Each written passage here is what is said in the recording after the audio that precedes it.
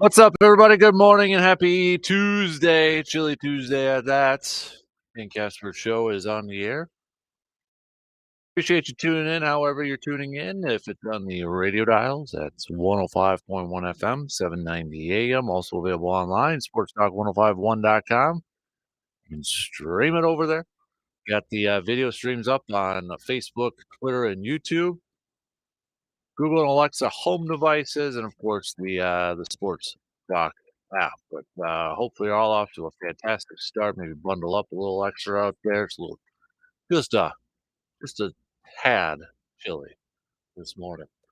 What do we got on the good old game plan here? How we shaping up? What are we going to be hitting up here this morning? Well, we'll talk some Bucks as the Bucks are going to be back in action tonight, taking on the Hornets. 7 o'clock tip time.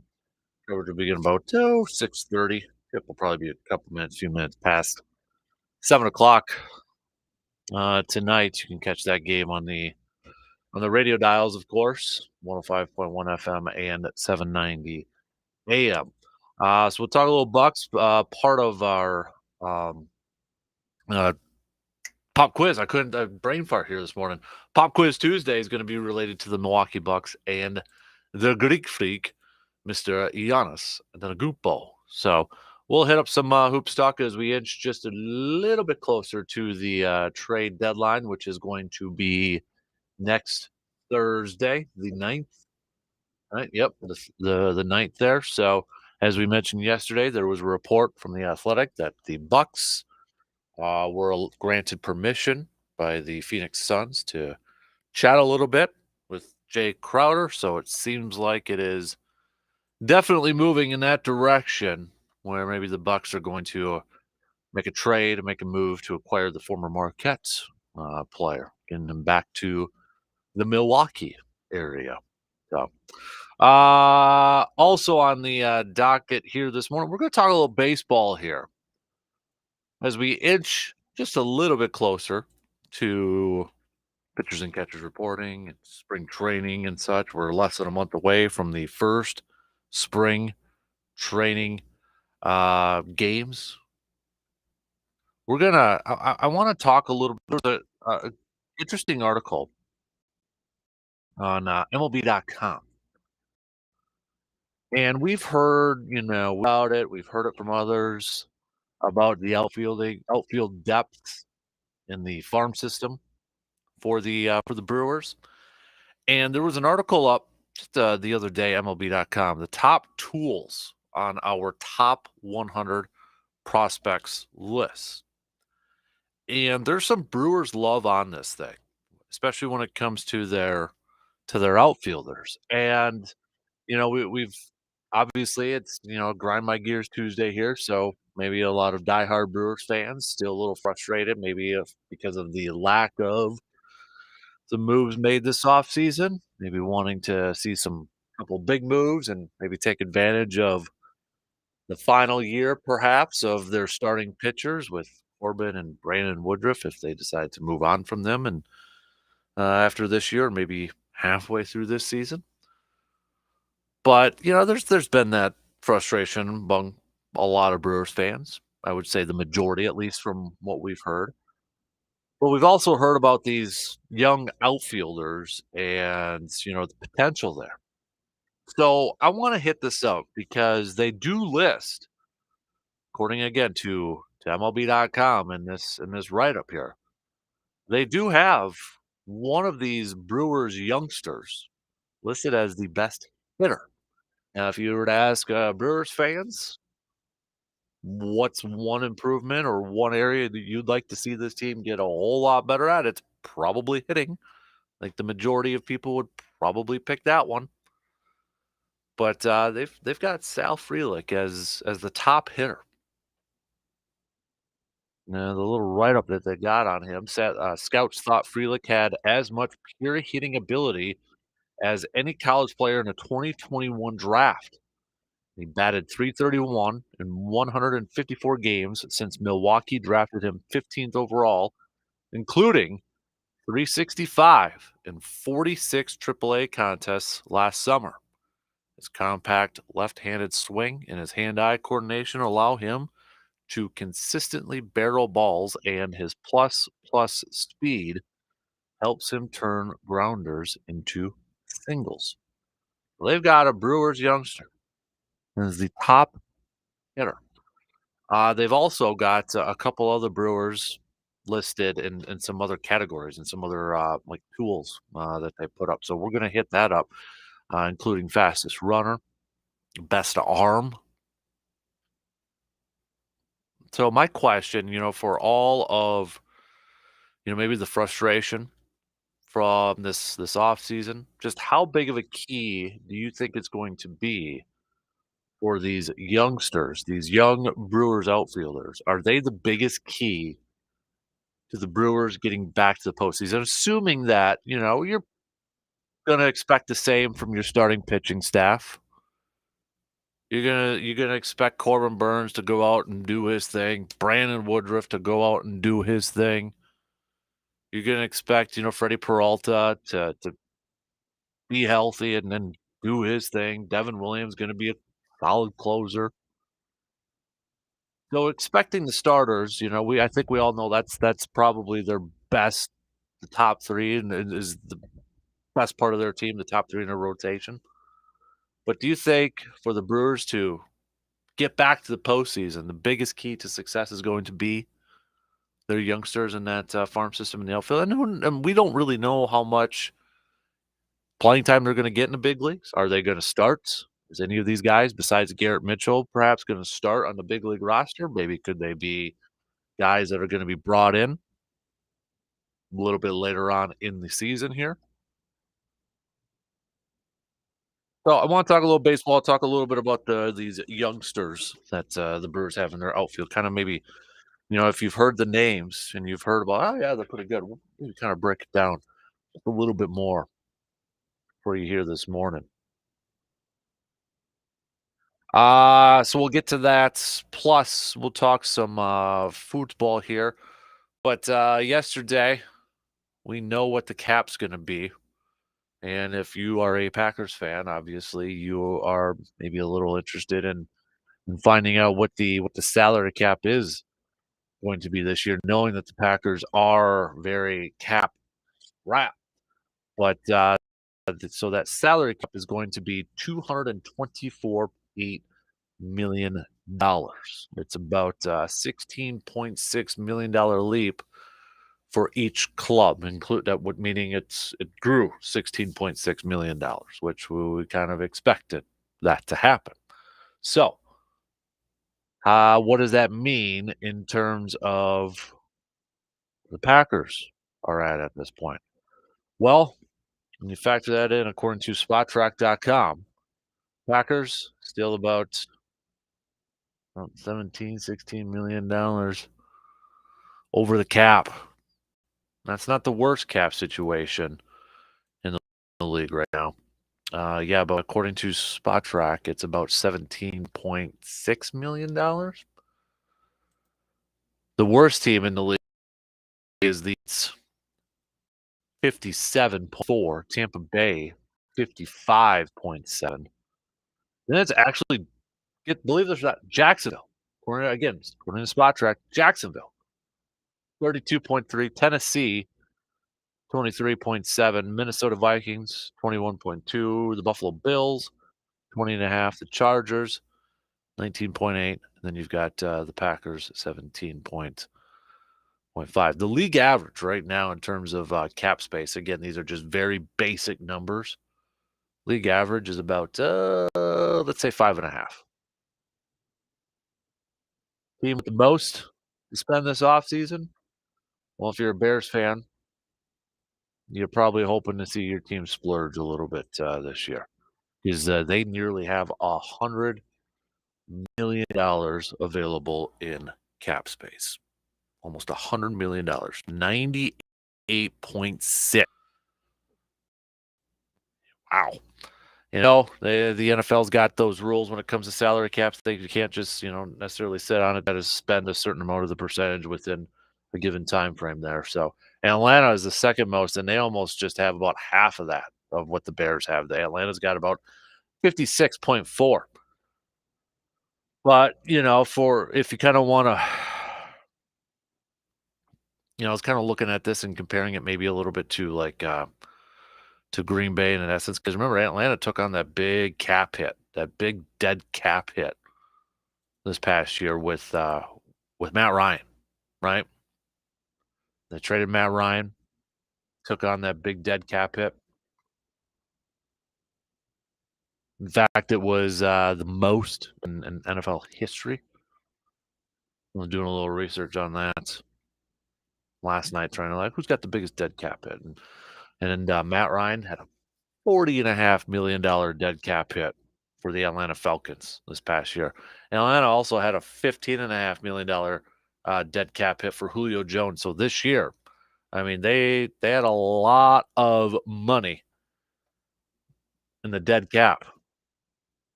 But now you look at it, second year, they got the second most available. Is that the future of what maybe Green Bay's going to be? Is that where you'd probably would like to see maybe Green Bay? Yeah, you're willing to maybe take that year, whether it's this year, maybe next year, but are you willing to, like, all right, this is what you want to go. You want to kind of have a reset year. You kind of want to have a do we want to call it a throwaway year? Remember, Atlanta was kind of in a playoff hunt there towards throughout the season. It did help within the division that they were playing in. Let's not kid ourselves, the NFC South and such. But I mean, this might be kind of a similar situation to what Green Bay is going to be in, whether it's going to be this offseason where they take on all that dead cap hit. Obviously, we're talking about Aaron Rodgers. But if they do move on from Aaron Rodgers, would you just like to see Green Bay maybe kind of pull a full on reset? And what I mean by that, and maybe you want to call it a rebuild, but maybe what I mean by that is okay, if Aaron's gone, even though he did play well last year, maybe it is time to move on from Bakhtiari, clear that cap space. Aaron Jones, because as we look at it with the top, salary cap hits, it's Rodgers, it's Bakhtiari, your top two over there. And we know Aaron Jones's cap hit is bigger this year too. And we know Green Bay clears almost $10 million if they move on from him. Kenny Clark, I don't think they'll move on from him. Jair, they just signed up. Don't think they'll move on from him. Rashawn Gary's probably going to get a new deal. But are you of the mindset like, you know what? If they move on from Aaron or if Aaron moves on from them, just let's take the hit here a little bit. Maybe move on from Bakhtiari. Maybe move on from Aaron Jones. Kind of rebuild, reset, and you're going to have a boatload of cap space available in 2024. Take the hits now and surround Jordan Love. But at the same time, too, you're probably if Jordan, if you give Jordan Love the starting job this year, which I'm assuming obviously Aaron moves on, but he goes out there and has a good year, you're gonna have to give him a decent sized contract too, because that's the going rate for quarterbacks. We know that. So maybe some of that salary cap will kind of go away at that point. What do you think? Would you rather just see them reset, kind of take that year? So we'll kind of hit that up a little bit later on here this morning too. It is grind my gear. So what's grinding your gears? You can hit us up with the text on the Shoe Doctors bullpen line 715-830-1912. Or hit me up on Twitter at DANKASPER, Facebook.com/Kasper Sports. As I said, we'll get to a little pop quiz towards the back end of this hour. And then we'll get to a little bench start cut as well, a little bench start cut. So let's just open up this morning, kind of like, well, start hitting me up with some messages. What's on your mind this morning? We'll kind of do a little bit of a A little bit of a smorgasbord, kind of hit up everything. We'll talk some baseball. We'll talk some hoops with the Bucks taking on the Hornets tonight. Get you updated on the latest rumors and reports, if there is any, with the trade deadline out there.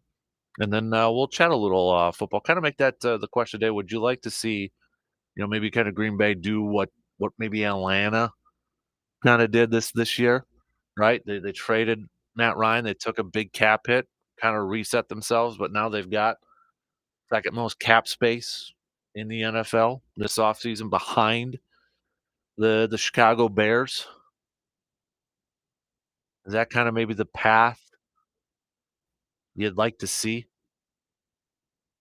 Green Bay kind of go on maybe for 2023? Even when you look at it, maybe I'm kind of bringing some stuff up here. Where's it at? Chicago, I guess, did too. If you look this year, they traded Khalil Mack. They took a $24 million dead cap hit for Robert Quinn, and they traded Roquan Smith. They had a lot of money in their dead cap fund, if you will, too. And well, now they've got $98 million available to spend, and the number one draft pick. And if they wanted to add a little bit more, they might be able to trade that pick for somebody who's quarterback desperate. So we'll kind of throw in a bunch of different stuff, and plus we'll talk some Badgers with RJ Cardinal. Talk about this hoops team and talk a little bit more about some four-star tight end going over to the Badgers. Badgers plucking a four-star tight end from Illinois, but we'll definitely talk some hoops with RJ. And what's the chatter like down in Madison about this hoops team? That'll be about 8:25 this morning. So we'll take that first break, and then we'll kind of do a little bit of a smorgasbord. Okay, a little bit of a buffet. I want to get your thoughts on some Brewers, some Bucks, some Packers, all that good stuff. We'll be back after these quick words.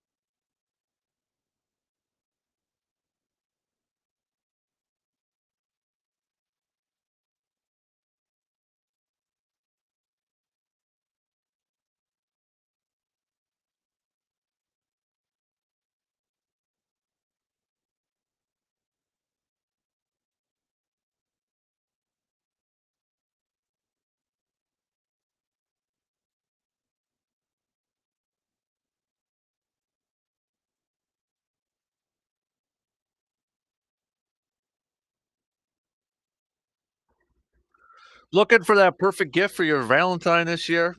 Any ideas what you're thinking of getting? Well, for one, jewelry is out of style this year, so no need for that. Flowers, they don't last that long. This year, get something that your Valentine really needs. That's some new tires for their vehicle from ASAP Used Auto Parts in Eau Claire. And maybe this cold weather right now is reminding you, hey, I need that new battery. Well, guess what? ASAP Used Auto Parts can help you out over there too. But with those new tires, it's a gift that gives in different ways. Not only with replacing those old unsafe tires for your Valentine, not only because you're just replacing those old unsafe tires for your Valentine, but having new tires will also help them improve their gas mileage, what helps them save money. And speaking of being safe, getting those new tires will improve their traction, which we know with these snow covered roads that we got, and especially some of the side roads, is pretty darn important over there. Or maybe your Valentine is restoring a vehicle and they need to find that hard to find used auto part. Bingo, because ASAP Used Auto Parts can help you find that part to complete the restoration project. So I gave you the perfect Valentine's plan, people. Now it's up to you to execute it. Head on over to ASAP Used Auto Parts in Eau Claire and visit their website, asapusedautopartsec.com. All right. You know what? I'll give you your pop quiz question right now. Give you a little. No, no, no, no. I'm going to hold it on to it. I'm not going to be that mean. I'll let you wake up a little bit here and kind of go here, but I will give it to you in about 10, 15 minutes or so. So make sure you get your pencils and if you're going to cheat, maybe get your computers up and Google search ready or something like that. So, but it is. I'll give you one hint. It is related to the Bucks. It is related to the Milwaukee Bucks. Let's start off with little Brewers because we had a few people kind of chime in with one of the questions I threw out there with the Brewers. Do you think, assuming that we let's assume that the pitching is going to be what we expect, specifically the starter. Would with Corbin Burns and Brandon Woodruff and Freddie Peralta and such? I want to talk a little bit about these youngster outfielders. And the question that I threw out there is, do you think the key to success for the Brewers this year will be those young outfielders contributing, or do you think it's something else? Me personally, I think this year it's going to be what does the obviously we want to see the offense perform well, but if I had to pick, I might kind of lean a little bit more towards the bullpen just because I think there's some uncertainty outside of Devin Williams there.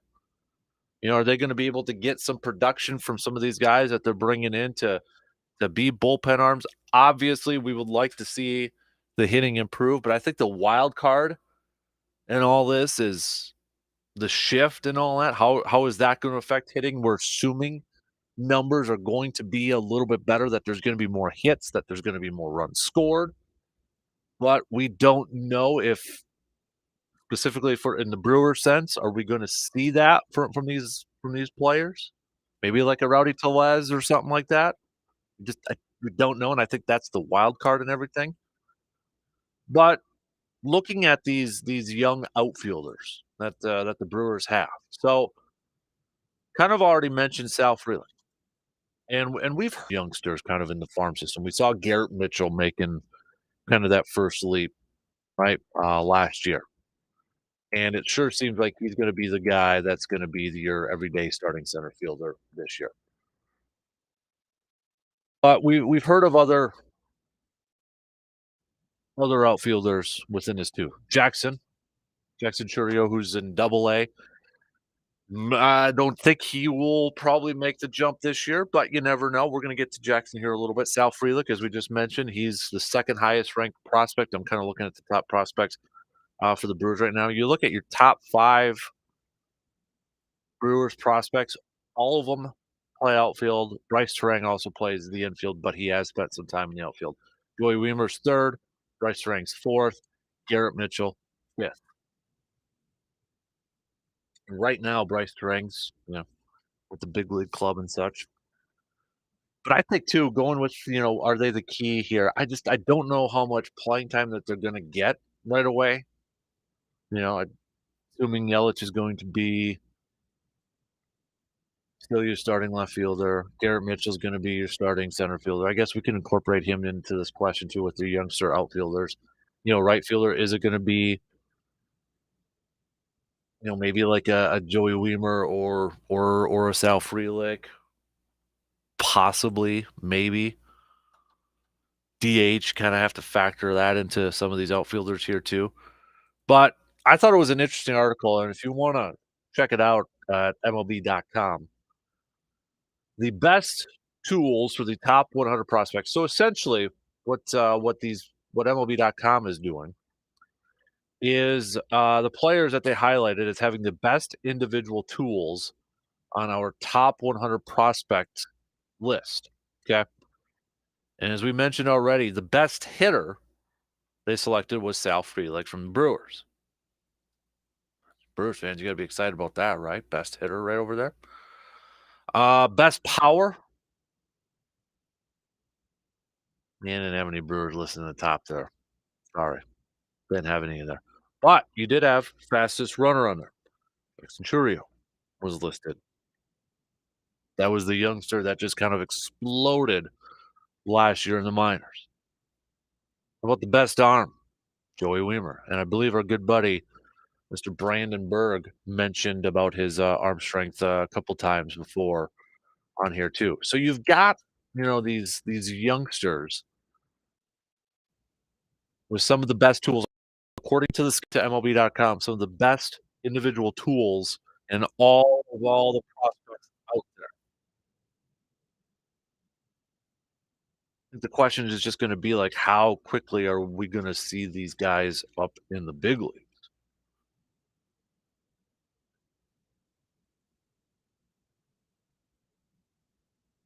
Because you got Jesse Winker, but he's kind of mostly, I feel like he's going to be mostly the DH. He was part of the Brewers acquired him this offseason. Right now, if you look at the depth chart, they've got Tyrone Taylor as the starting right fielder, but maybe it's one of these guys.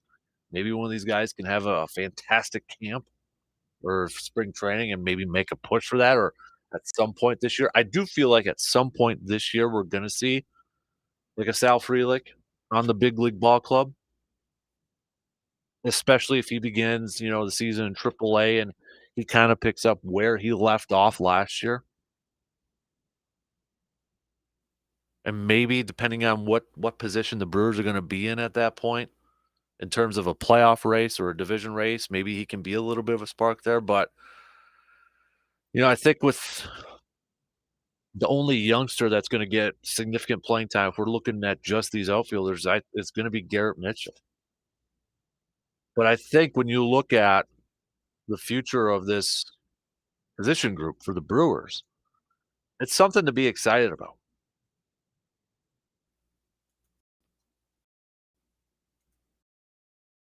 In a couple years, that's when a transition. Maybe Christian Yelich is mostly DH. Hopefully, he's hitting well to get that role. Maybe he's a DH, and maybe your outfield is going to be the Garrett Mitchell, Sal Frelick, Joey Weimer, Jackson Churio combination of those youngsters out there. The one thing is they got a lot of speed on there too with these young outfielders, with these young prospects. And I know it's kind of been thrown out there too. Maybe one of these guys could be a potential part of a trade package. That they would be trading from a position of depth in the farm system there. But in going back to the question, are they a key to success? I don't think this year, but I think these young outfielders will be a key to success in the near future. Like this is the future of the Brewers is these outfielders, these youngsters. And I guess you could kind of say it in maybe a couple of different ways. Future in terms of their play, or maybe future in terms of they could be a part of a significant trade package. Can look at it, I guess, a couple different ways here. But you got to like what they've got right now. Major League Baseball does. A lot of the scouts do. I think Garrett Mitchell will be the guy that will open up on the big league club, but I do think you're going to see Sal Frelick at some point this year. I think he'll be the next one up. That's just my guess. So, but you can check it out, MLB.com. It's an interesting write-up. They kinda break it down there and all that good stuff, and there's another interesting article too up there on MLB.com ranking depth of talent right now at each position. They've got, shortstops, number 1 relief pitchers at number 2, third baseman at 3, fourth is right fielders. What position do you think they got, in the bottom? DHs. MLB Network's show doesn't have a DH list for good reason. Teams generally rotate players in and out of the DH spot. Only last year, only 10 guys occurred at least 300 at bats as a DH. Mm. Now, there's not really that David Ortiz or Joe, Jim Thome or Edgar Martinez type of position. Catchers, if you're looking at position wise, catchers would have been the second lowest there. Well, keep your thoughts coming. Okay, so I'll check out the texting line coming up here in a little bit. As I said, we'll kind of do a little bit of a buffet thing here. Bucks taking on the Charlotte Hornets, and can Giannis continue his absolute tear again? Giannis named Player of the Week for the NBA. No big surprise in the Eastern Conference. Him and Damian Lillard. Damian Lillard was named Western Conference NBA Player of the Week. But when we look at, obviously, we were talking a little bit about his 50-point game yesterday and his 10th game so far this season of scoring at least 40 points. He's putting up MVP numbers. I think I saw Magic Johnson even tweeting out about Giannis that the man looks like he's on a mission to carry this team to another NBA championship right now. And when you look at where this team currently is, biggest need, obviously, trade deadline is going to be a major topic until it comes up here and passes next Thursday. You've mentioned the Jay Crowder, latest rumors there. And I did see yesterday, too, that apparently, according to ESPN's Brian Windhorst, that the Suns don't want Grayson Allen. They don't want Grayson Allen as part of a trade package that could potentially involve Jay Crowder. The exact quote here, he said it on his podcast, said that the Suns don't particularly like the idea of landing Grayson Allen and prefer something else. Adrian Wojnarowski has reported that Milwaukee has looked for a third squad, and then Jake Fisher of Yahoo Sports said that a 3-team framework continues to be the most likely avenue to get Jay Crowder perhaps to Milwaukee. So we're back to where we were, it sounds like, kind of at the beginning of the season. Remember, before the season tipped off, end of October, we started to hear those trade rumors about Grayson Allen, Jay Crowder, and we threw out the question, would you rather have Jay Crowder or Grayson Allen if you are a Bucks fan?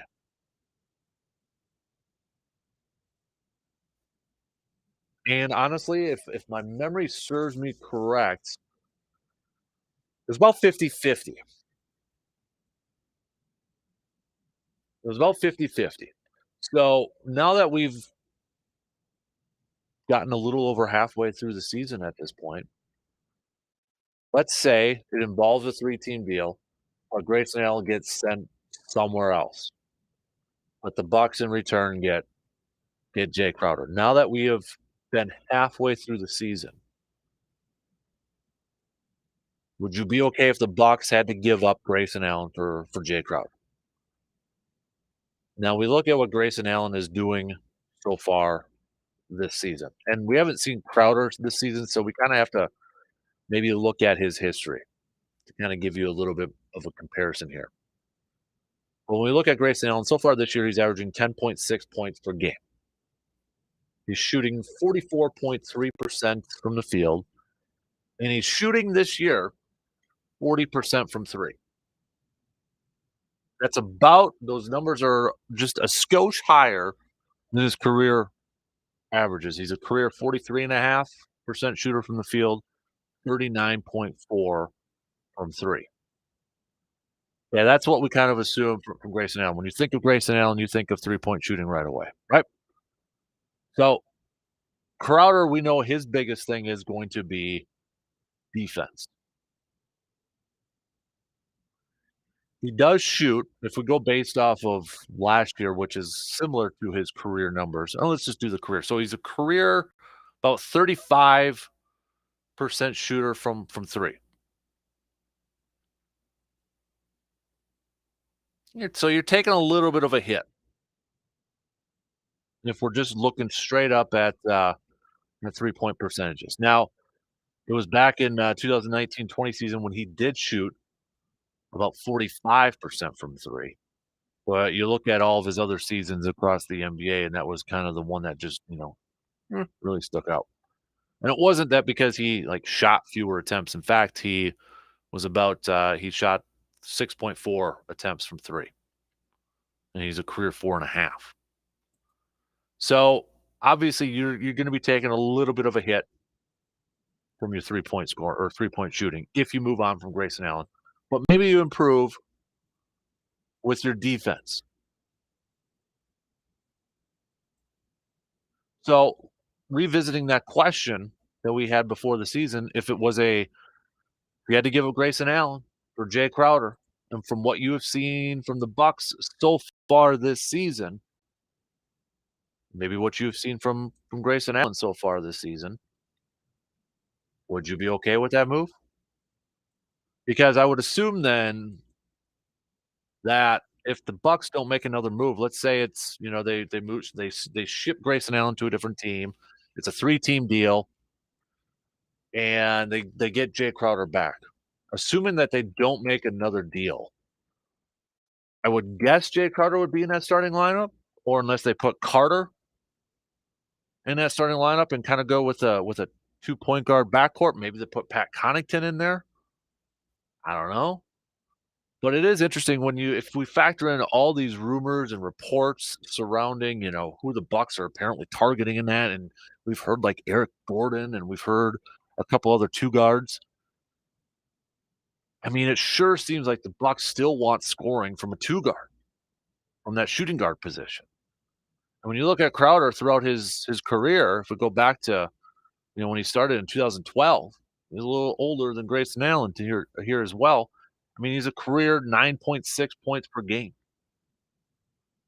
You go back to 2015 through 2017, he averaged about 14 points per game then. But it's like I think the Bucks, if I were to try to get into John Horst, the general manager's mind, and try to figure out what ultimately he would like to do, I feel like one, he'd like to improve his defense, get a better defender in Jay Crowder, but also get a more consistent shooting from his shooting guard spot. And I just don't know if he's going to be able to accomplish both of those by this trade deadline. I don't know how much he's got left to kind of give up at this point. I mean, if they got a Jay Crowder and an Eric Gordon or whatever they go out there, I think that's a pretty darn good win in terms of bringing in some players for this roster. But I don't know how much they have to give up.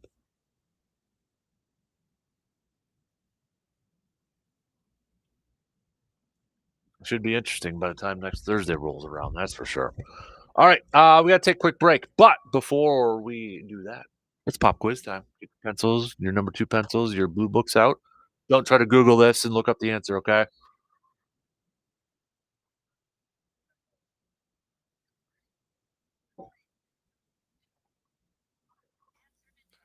So Giannis with his 50-point game the other night, it's actually a couple of them already so far this year.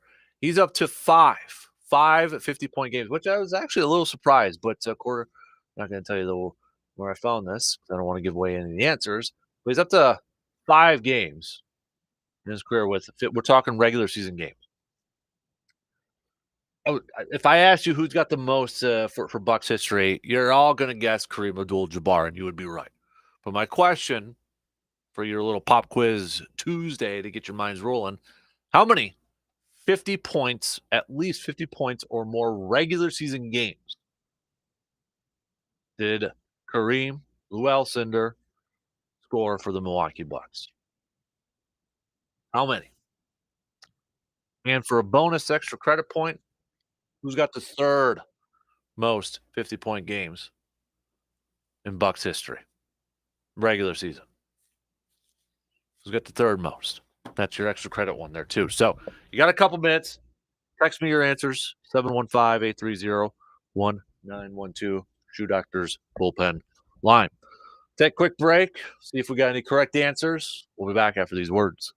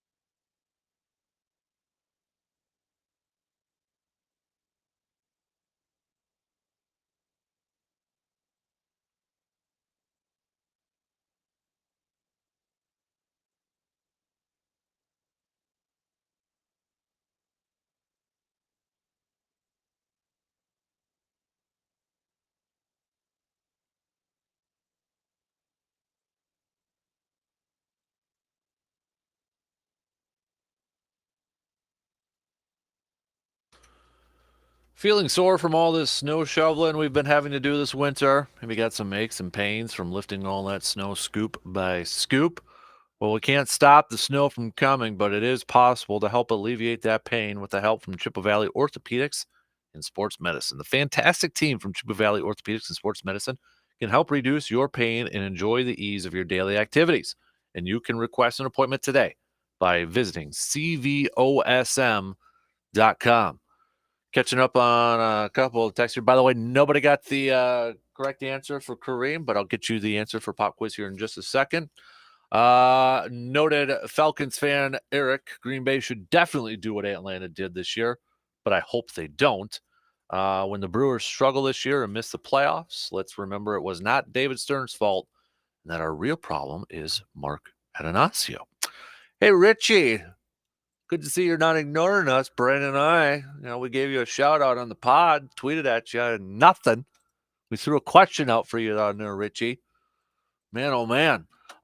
Richie saying, I've always liked Crowder and wanted him, but that's excitement of the unknown. I think I'd rather stay with what we know in Allen. So the question was, with Giannis, he's got 5 50-point games for the Bucks, which kind of surprised. I thought it'd be more, but according to statmuse.com, Kareem Abdul-Jabbar has 10 games when he was with the Milwaukee Bucks where he scored 50 or more points. Your extra credit question, who's got the third most? That would be Michael Redd at 2. Again, that's according to statmuse.com. So, hey, speaking of trivia, we're going to do some trivia through our subscribe for our Sports Talk Insiders. Now, I set it up, trying to get a little fancy with our club here, but you can go to sportstalk1051.com, click on that subscribe tab, and then you can actually click what you want to receive. You want the Green and Gold Chalk Talk newsletter. You want the Sports Nerds trivia contest that will send you trivia questions through your email. Then we're going to get a leaderboard up there for bragging rights. You just want to receive promos and prizes. And then we got another weekly wrap-up newsletter that we're going to be doing every Friday too. So you can pick or choose what you got. But if you are already a member of the Sports Talk Insiders, you're going to get it all. But for anybody out there saying, I'm not a Packers fan, I don't want that stuff. Now you can pick which ones you want. Okay. And we're going to be adding more. We're going to be adding some more exclusive content for free. Just go to sportstalk1051.com. Coming up next hour, we're going to hit up some green and gold. So you Packers fans, I've got that question. Would you like to see the Packers just do kind of like that's what Falcon fan Eric was saying? Kind of do what Atlanta did this past year. Take that huge dead cap, the biggest dead cap hit in NFL history from Matt Ryan. When they traded Matt Ryan to the Colts, they took on that $40+ million dead cap hit this year. Now they're entering this offseason with the second most cap space available. They're going to be spending this free agency. Would you like to see Green Bay do that this year? We'll kind of hit that up. Coming up here in just a couple minutes. Before that, though, we got a couple minutes with Morgan. Good morning. I want to be part of the trivia club. Well, then you got to be a member. Give me a sample question. I'm not going to give you a sample question. Come on. Okay, so like one question, we did Pop Quiz Tuesday. I love trivia. So did you hear the Pop Quiz Tuesday question? No. Okay. Giannis has 5 50-point games in Milwaukee Bucks history. Okay. I wasn't going to ask who's got the most because everybody would say Kareem Abdul-Jabbar's got the most for Bucks history. Okay. But how many 50-point games does Kareem Abdul-Jabbar have in Bucks? No. 10. I was close. Yeah. I knew it was more than 5. Who's got the third most? Oh, I'm not going to get that one. Michael Redd. Okay. My basketball trivia knowledge doesn't run that deep. I'll say that right out of the gate. I love good trivia show, though. Like, if you had to choose your favorite game show, I'm going Jeopardy over Wheel every time. See, when it got overdone, but I was a big Who Wants to Be a Millionaire with Regis. You were? Yeah. Not Meredith? No, because it got overplayed. Okay. Here's what I don't like. This is what I don't like about that. It just stalled too long. Yeah. Like, everyone knows you're thinking about it. You're going back and forth. They need a shot clock on there. Totally. People get analysis paralysis and they just sit there and it's boring to watch. And I obviously they're dragging out ratings, whatever. But it's like usually your first instinct is your right one. And I used to always get myself into trouble like test taking. I'm a bad test taker Same here. because I would initially have what would turn out to be the right answer, but I talk myself out of it and then end up getting it wrong when I should have just gone out of the gate. I really think it's one of those impulse things. They should have had a timer on Who Wants to Be a Millionaire. Yep. And you had to go against the timer because that rushes the answer, and usually you're going to be right. The one I remember as a kid when we had those desktop computers and the CD games. Yeah. I had a game called You Don't Know No, Jack you don't know Sports. Jack. Yeah. I didn't have the sports edition. That one. I played that all the time. There was a little minute on the Game Show Network. There was a show called Win Ben Stein's Money. Oh, I remember that on Comedy Central. Yeah, I love that. That was one of my favorites. I play that game. And then Trivia Crack on my phone every once in a while. I had a Sports Jeopardy video game. Have you ever done, like Trivial Pursuit back in the day was the original trivia game. That's still one of my favorites. Do you remember Sports those edition? Brain Quest things? Yes. Oh, I love those. You like those too? Yeah. But you're all sports. Okay. So let's go trivia. Jeopardy board. Casper's behind the podium, buzzer in hand. What is the one category that comes up and you are without a doubt going to fail all the way down the line? Worst category for you. Potent portables. You don't like that category? The word That's the only thing I just... Okay, best category. You see it come on and you're like ready to elbow everyone else out of the Jeopardy lineup. Your category. Sports-wise or just in I'll general? let you go sports-wise and then general knowledge. Oh, I was going to say general knowledge would be like American Revolution history. Okay. And then sports-wise, I mean football history. Okay, so you're gonna go football, American history, and then that third category that you see just go wah wah wah. That I will avoid. That you'll avoid at all costs. Chemistry or math. You're not going there? Nope. I have to work concessions at my kid's basketball game, and I pretty much am in tears if someone hands me a 5 with 2 Airheads and a Gatorade. I gotta do this. I'm like, I don't know, just take it. Yep. Keep your money. I can't make change. Hate math. So, all right. Thanks, Margs. Hey, pleasure is mine. Pop quiz. All right. 1 hour in. We got 2 more to go. We'll talk some Packers next.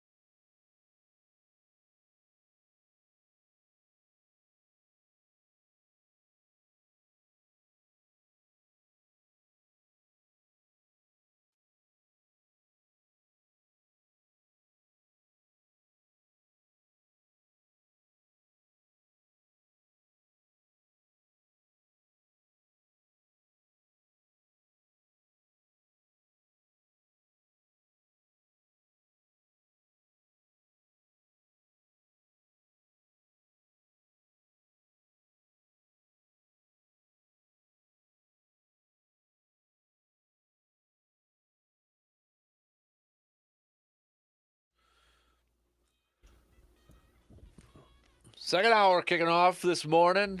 Last day of January 31st.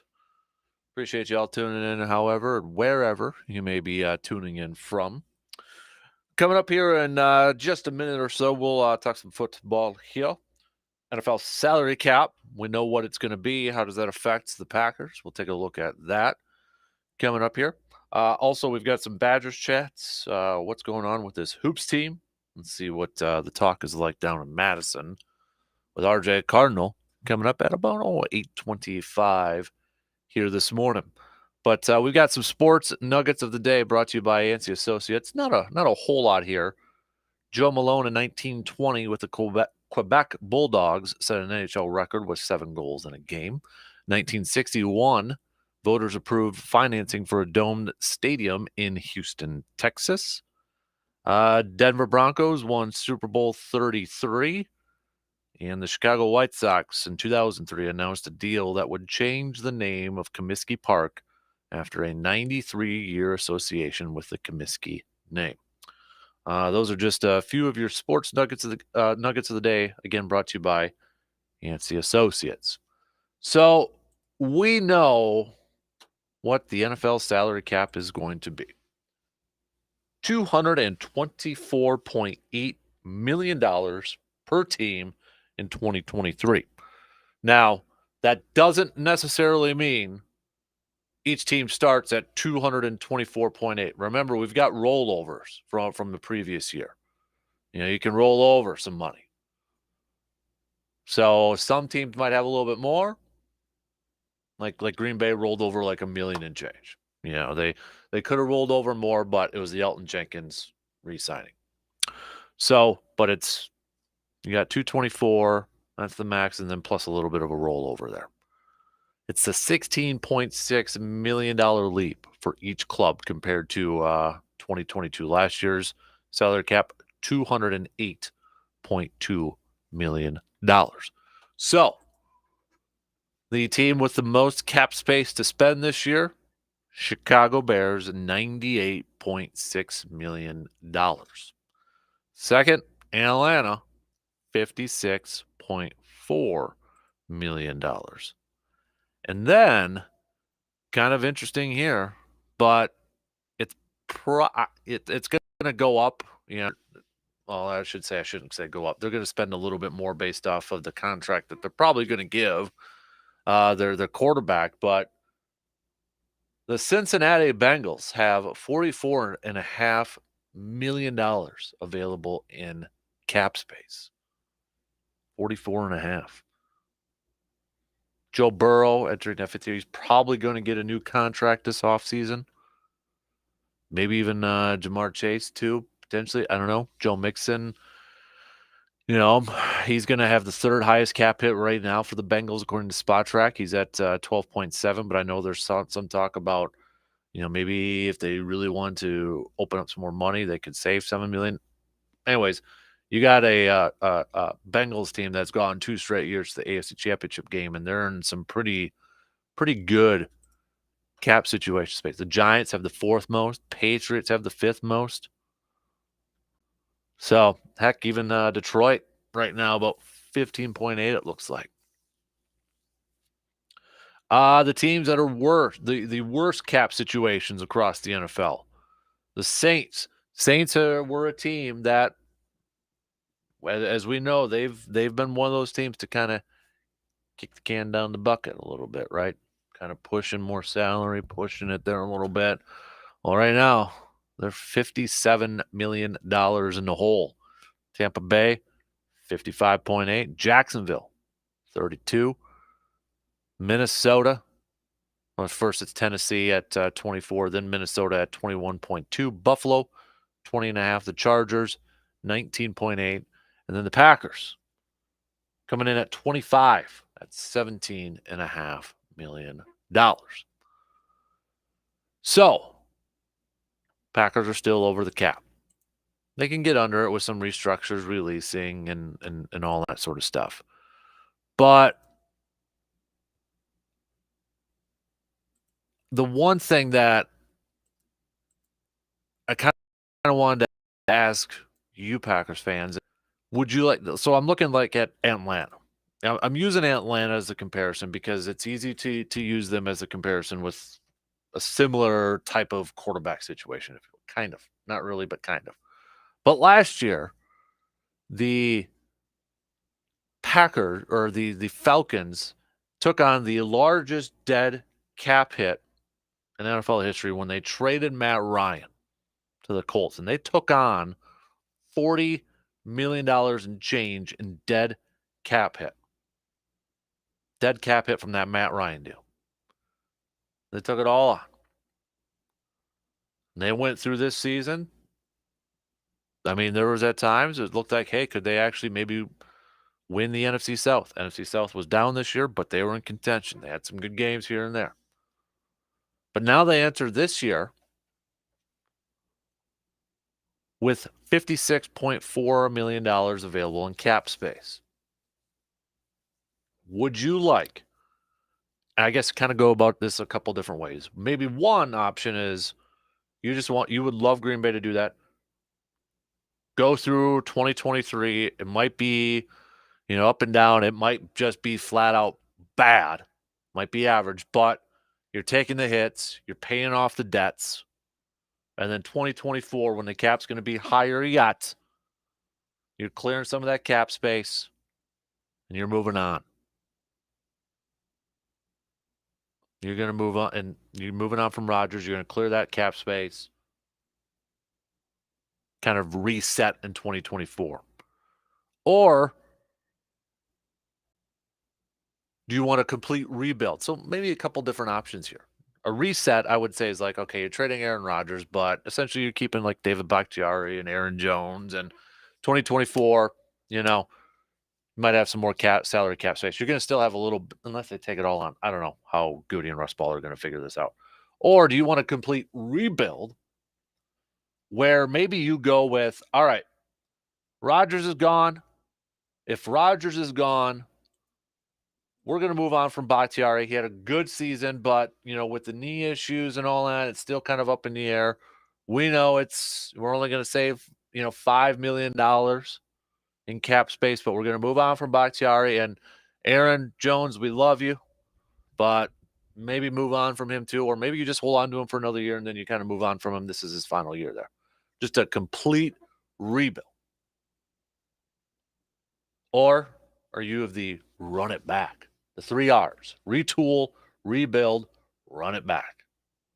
I was kind of playing along. If you wanted to kind of play a little GM, SpotTrack.com gives you an option where you can kind of manage your roster, trade, release a player, adjust some of their contract values to see if you can get under the cap. It's kind of like with all the mock drafts that are going on out there now, you're probably seeing them up on social media. You can pick your favorite team and you can do a complete 7-round mock draft. Some of them you can do some trades with or whatever have you, depending on which one you use. It'll grade it for you and all that fun stuff. But if you kind of want to play a little budget game, I guess is what we can call it, Spot Track, if you want to go there and look at the Packers and click on that manage roster sort of thing, you can go ahead and do that. Over there. And that kind of gives you a glimpse of like maybe some of the decisions that Green Bay is going to have to make, or maybe what the cap would look like and, like 2024, that sort of thing. Now, if I went to 2024, if this is actually going to update for me on time here, which it doesn't look like it's going to. Computer's acting a little slow right now. Great. Yeah. Okay. Thanks for freezing up there, guys. But I don't know, like, would you? I almost feel like, me personally, I almost feel like if Rodgers is gone, like they trade him, or maybe even retires. If they trade or he retires, there's a part of me that's like, maybe we just got to bite the bullet and do a whole rebuild sort of thing and just cut some ties with some great players, but maybe open up some of that cap space. But again, it's not a foregone conclusion, or it's not a guarantee that just because you can spend some money in the off season doesn't mean that you're going to be able to instantly get back. I mean, we've seen different options with that, but I wanted to try to get how much cap space we could. Okay, I'm going to trade. Let's just say we trade Rodgers to what do we want? Who do we want to trade Rodgers to? The Jets? Play along with me here for a little bit. Let's say we trade him to the Jets here. I don't want to add a player. Oh, I just want a draft pick. Okay, we've traded Aaron Rodgers. Let's say we release David Bakhtiari. Let's say we restructure Kenny Clark here a little bit. Maybe we restructure Aaron Jones. Might not be able to. What if you released Aaron Jones? I'm kind of going through some of this stuff here. All right, even if you trade Rodgers and you release David Bakhtiari and you release Aaron Jones, we're still at about $11.8 million in cap. Okay, but what if I went to 2024 then? What would my cap space look like? Here, oh, okay, it won't let me do that. I wanted to trade Aaron Rodgers and see what my cap space would look like in 2024, but it won't let me do that. Come on. Okay, here we go. We might be onto something now here. Restructure that. Okay, no. All right, yeah. We'd have quite a bit of cap space available in 2024 here, it looks like. I mean, you're talking, I just made a couple moves where I traded Bakhtiari, Aaron Rodgers, released Bakhtiari, and released Rasul Douglas, and you're talking about $54 million in cap space available in 2024. So, I mean, when you look at these numbers, it's like, ooh, it's hard not to maybe just kind of like bite the bullet and just take the hit this year, isn't it? Isn't it? I mean, when we know too that contract Jordan, they're going to have to give Jordan Love a new contract. If Jordan Love is a starter this year and he plays well enough, they're going to give him a new contract, similar to what, the 08 season, right? They gave Aaron Rodgers a new contract, kept him in town. Rest is history. But if you had to pick between the three R's, are you intrigued with the option of a complete rebuild where this year, you're going to take a lot of the hits, you're going to be paying your debts, you're going to be paying off, your credit card balance this year? Are you intrigued with that option, knowing that in 2024 you have the potential of having a boatload of cap space available in 2024? Are you willing to take on this hit in 2023 and have that cap space, a lot of it available in 2024? But it may be buy Bakhtiari, buy Aaron Jones, et cetera, et cetera, et cetera. Or do you want to rebuild, which means, or not, that's the rebuild. If you want to retool, Aaron gets traded, you still hold on to Bakhtiari, you still hold on to Aaron Jones for this year. We have a little bit of, a little bit more cap space available. Not maybe as much as it could be, but you got some available for 2024. Or you want to run it back. Retool, rebuild, run it back. Run it back means Aaron's coming back, everybody's coming back. Everybody. Whenever. Rebuild, retool, run it back. Which of the R's are you on? I mean, because if these numbers are correct, and if you like money, and you like having some potential, ooh man, and just 4 moves in 2024 alone. 4 moves in 2024 alone. I've got $64.5 million in cap space available. That's trading Aaron Rodgers. That's restructuring Jair Alexander. That's releasing Rasul Douglas. That's releasing David Bakhtiari. That's releasing Aaron Jones in 2024. And then okay, that one doesn't do that much there, but what about this one? Okay. Oh, I already got up to 70 million in just, a couple of restructures there. Hard not to kind of be on that, right? This also, though, does not have Rashawn Geary on here. So, okay, kind of take it for what it's worth. Oh, 50-ish million, let's say. 50, 60. Ballpark in it. A very rough ballpark.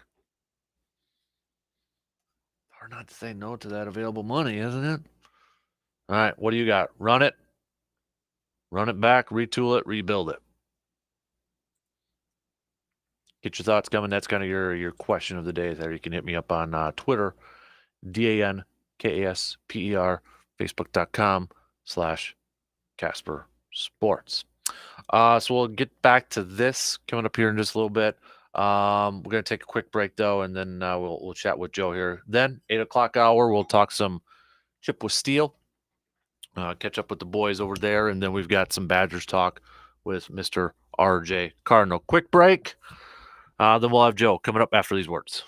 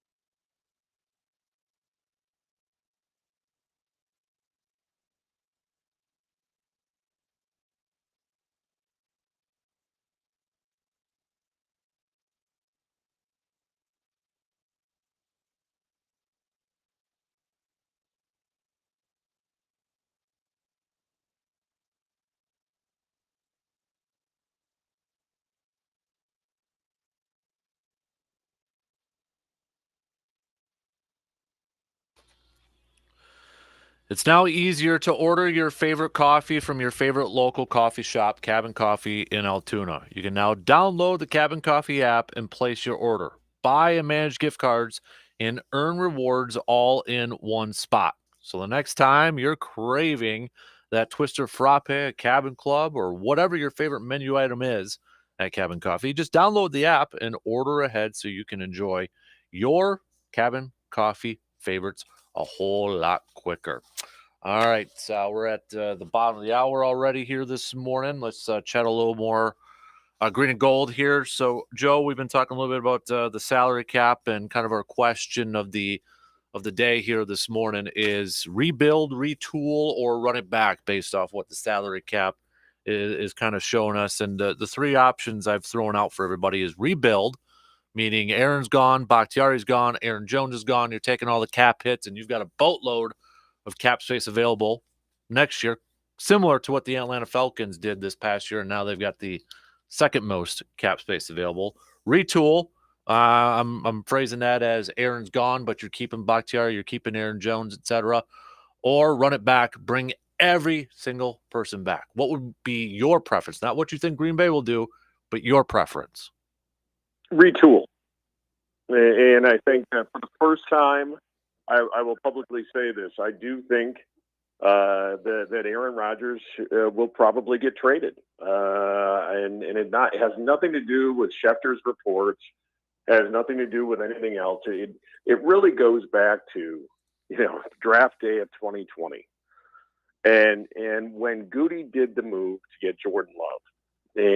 And look, I said at the time, you said at the time, a lot of people said at the time, that draft choice was going to define Gutekunst's tenure.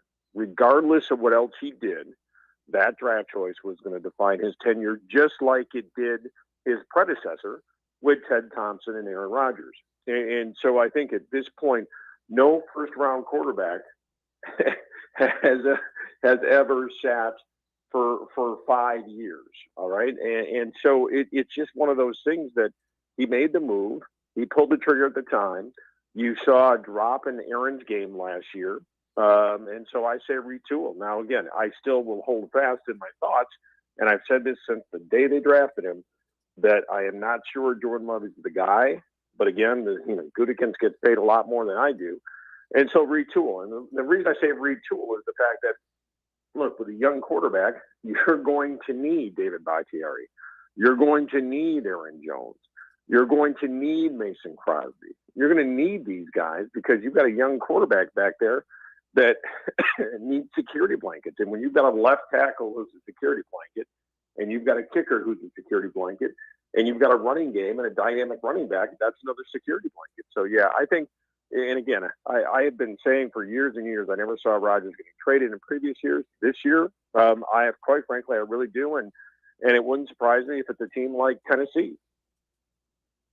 Looking at the championship game on Sundays, with the Eagles and the 49ers and the Chiefs and the Bengals, and now we've got Eagles and Chiefs in the Super Bowl, two teams that kind of built a little bit of a different approach. You've got the Eagles, obviously, with Jalen Hurts under a rookie contract, but yet a team that was aggressive in the offseason. A.J. Brown, we know that trade, et cetera, et cetera. Chiefs, they've got Patrick Mahomes, who's under a big contract, third highest cap hit this year amongst quarterbacks.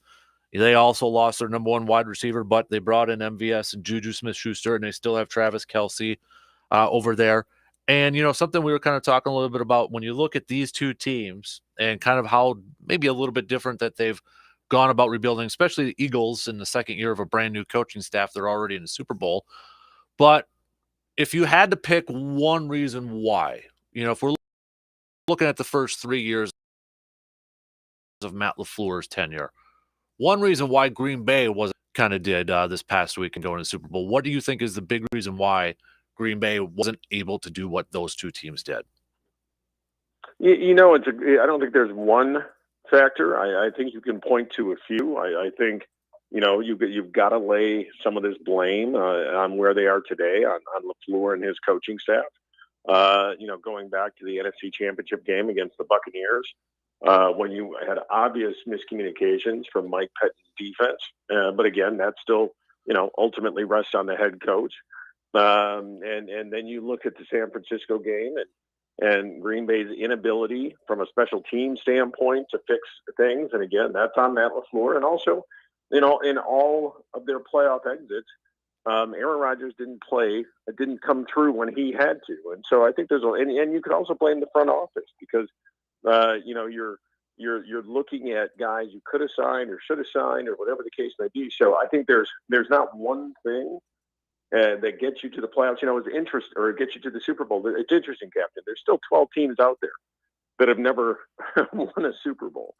And so there's only 20 teams that have won a Super Bowl. So, it's not that easy. And so, yeah, I think you look at a lot of factors. I will say this, that I think, Andy Reid, I think he may go down as the best coach of all time. And interesting that his two franchises, both Philadelphia and of course Kansas City, playing in the Super Bowl. And, look, I said this to friends that it'd be interesting if Ron Wolf could rewind the clock and if things would have worked out differently and Andy Reid ends up in Green Bay, because of course he was the tight end coach under Mike Holmgren, rather than the course and the path that Ron Wolf ended up taking, of course, with Ray Rhodes one season and then Mike Sherman, et cetera, et cetera. So I think Andy Reid deserves to be there. I think he's a heck of a coach. Obviously, Mahomes is what he is. I will say this for Kansas City's sake: if they don't have Travis Kelce, especially after all the and everything, I don't think. Just think that game-changing tight end such a difference to an offense. And you're right. You hit it on the head with the Eagles. They surrounded Hurts with a ton of talent, and they got aggressive on a rookie year deal for the quarterback. So, yeah, lots of different factors go into it, but I think, you can certainly you could do a mini series on the Packers' playoff failures in the Matt LaFleur tenure.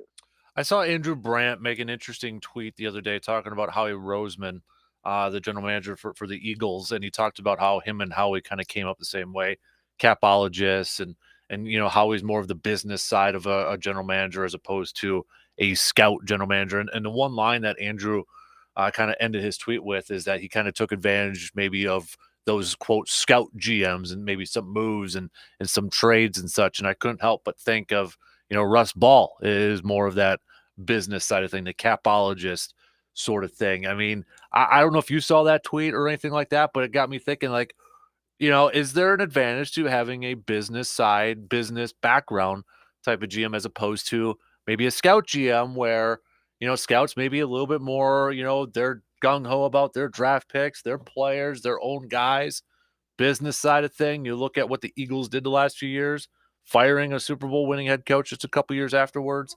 moving on from Carson Wentz, even though they moved up to get him, but, they were easy to cut ties with him. They weren't, having any sentimental feelings or anything like that.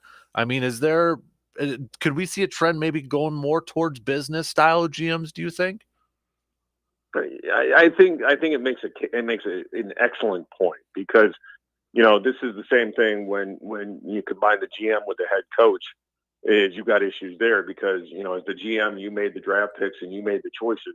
But as the coach, you still need to win. And so you've got that delicate balancing act. And I think the same holds true for a GM. But look, I think the Packers with Russ Ball are in a pretty good situation on that business side of the cap. But yeah, there is a propensity.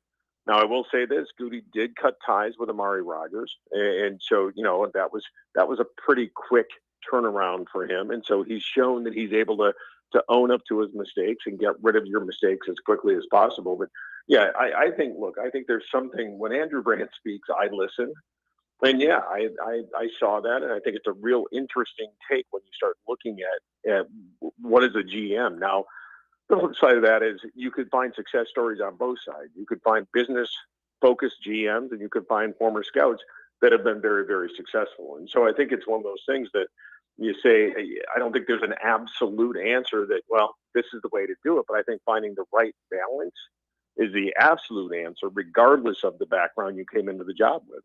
Do you think, Joe, if say Russ Ball was general manager for the Packers, and I had somebody tell me, I think it was yesterday, the other day, that, this contract that, the Packers kind of screwed this up with maybe giving Aaron that huge contract extension last year. If Russ Ball is a GM or a business side GM, do you think they make that contract, that same contract extension for Aaron last year?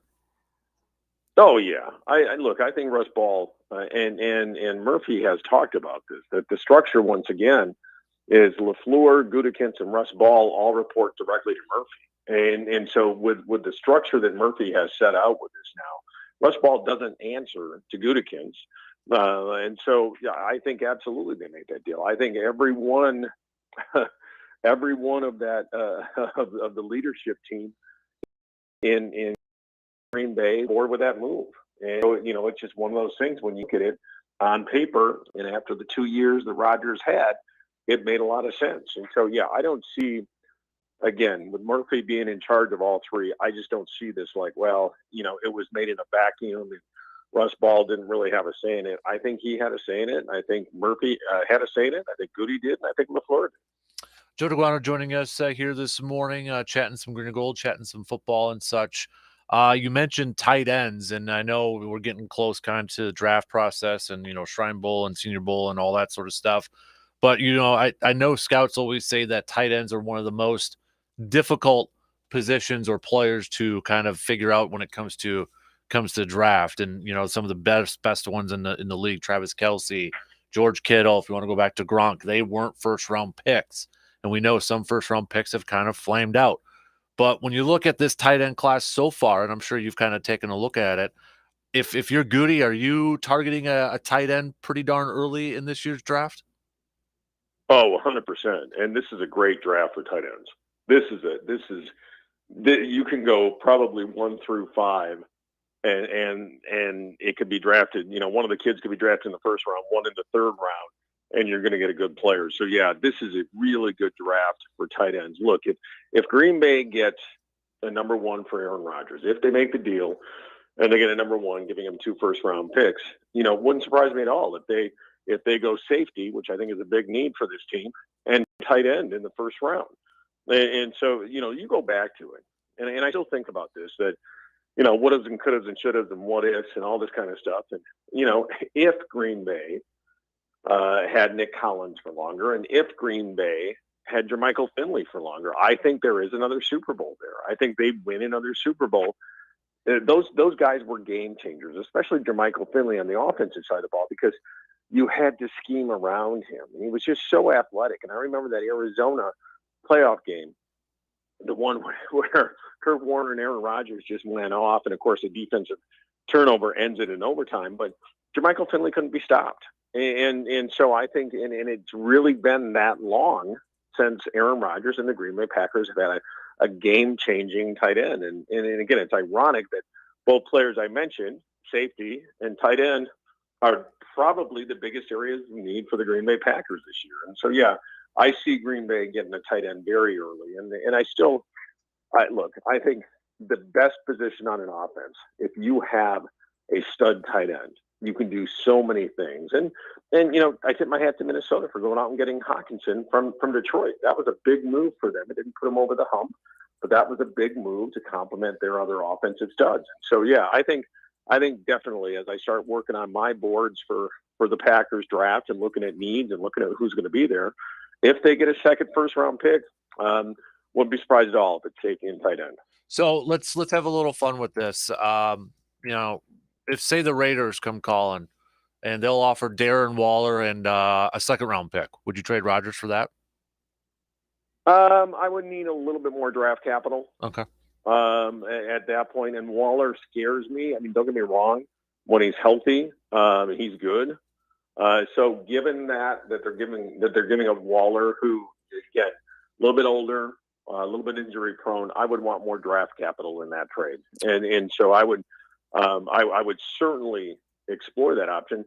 If I'm going to predict, though, where the Graybeards go, I think Brady ends up in Vegas because you got Josh McDaniel there, and reuniting with Brady, I think, would be big for Brady. And then if I were to be a betting man right now, I don't think it's the Jets, because I don't think Aaron Rodgers wants to do exactly what Brett Favre did. But it wouldn't surprise me at all if Tennessee comes a knocking and puts together a pretty good package for the Green Bay Packers and Aaron Rodgers, because you've got a lot of the pieces. Now you just need the quarterback when you're looking at that Tennessee Titan roster. Yeah. So I know some people kind of throwing out 2 first-round picks. Would you be good if it was 1 first-round pick and maybe a couple other late picks? Yeah, I would be. I think that the King's ransom that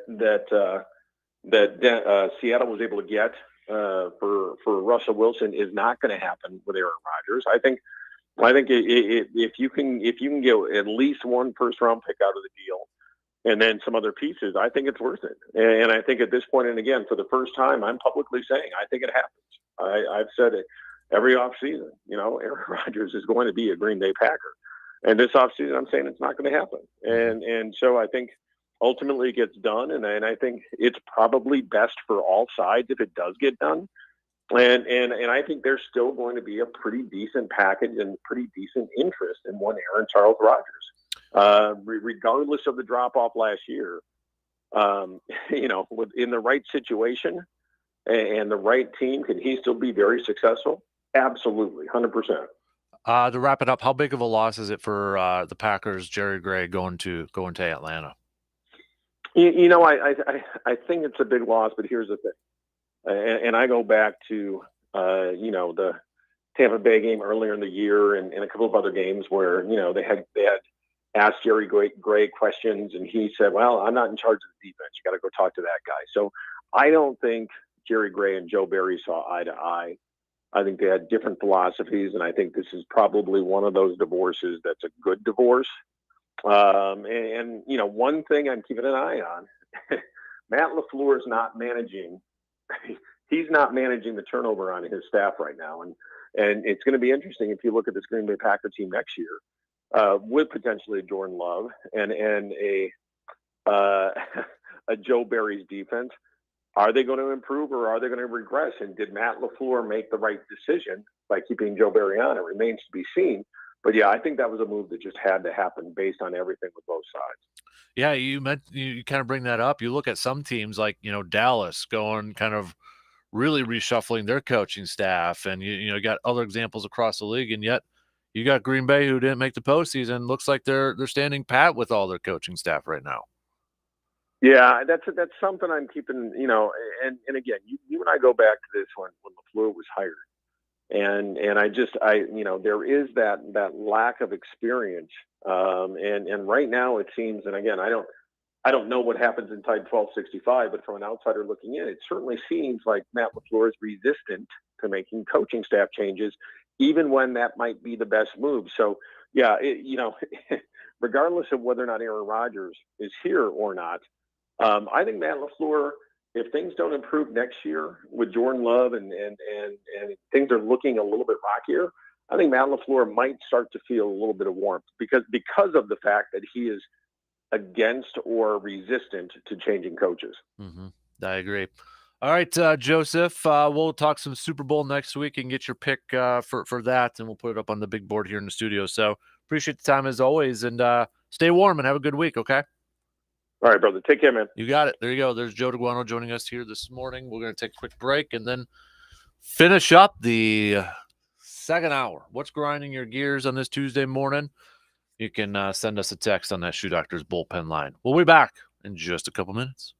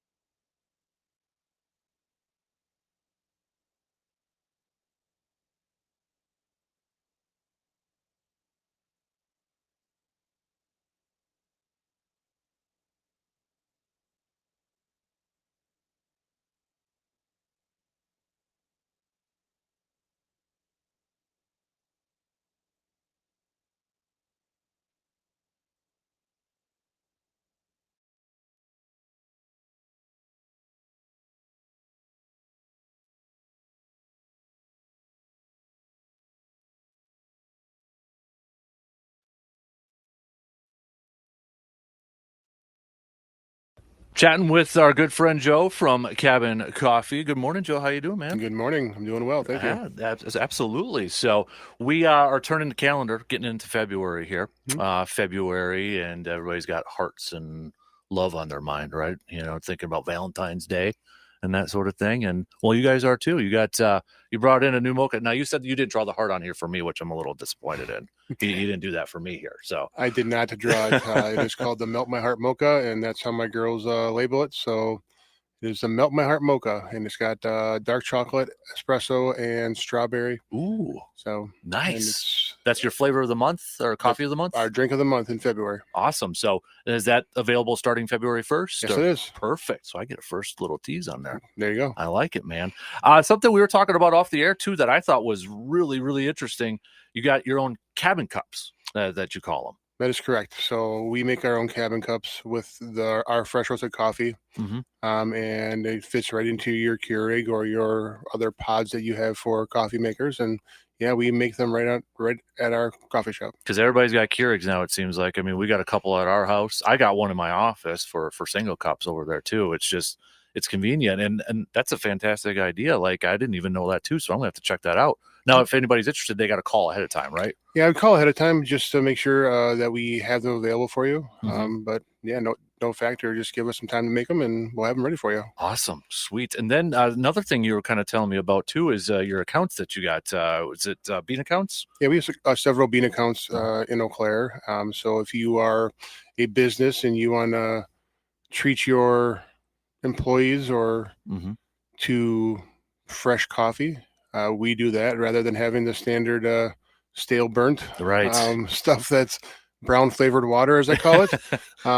Yeah, we have fresh coffee, so get a hold of us and we'll be more than happy to set up an account for you and make sure that you always are stocked up for fresh coffee. That'll help, like, especially maybe in our business, clients coming in, it's better tasting coffee. It's not that burnt smell that you always kind of, you know what I'm talking about. Absolutely. There. Yeah, so anybody interested in that's listening right now, business wise or anything, would they just give you a call then or set that up? Yep, just give us a call and I'll get back to you and we'll set up a time and I'll come over and see what you have. I also do have the ability to sell some of the equipment if you no idea like what you're doing or just need some guidance in there. I'm able to help you out there too. Wow, you're kind of multi-tooled coffee shop there. I like that. The Swiss Army knife.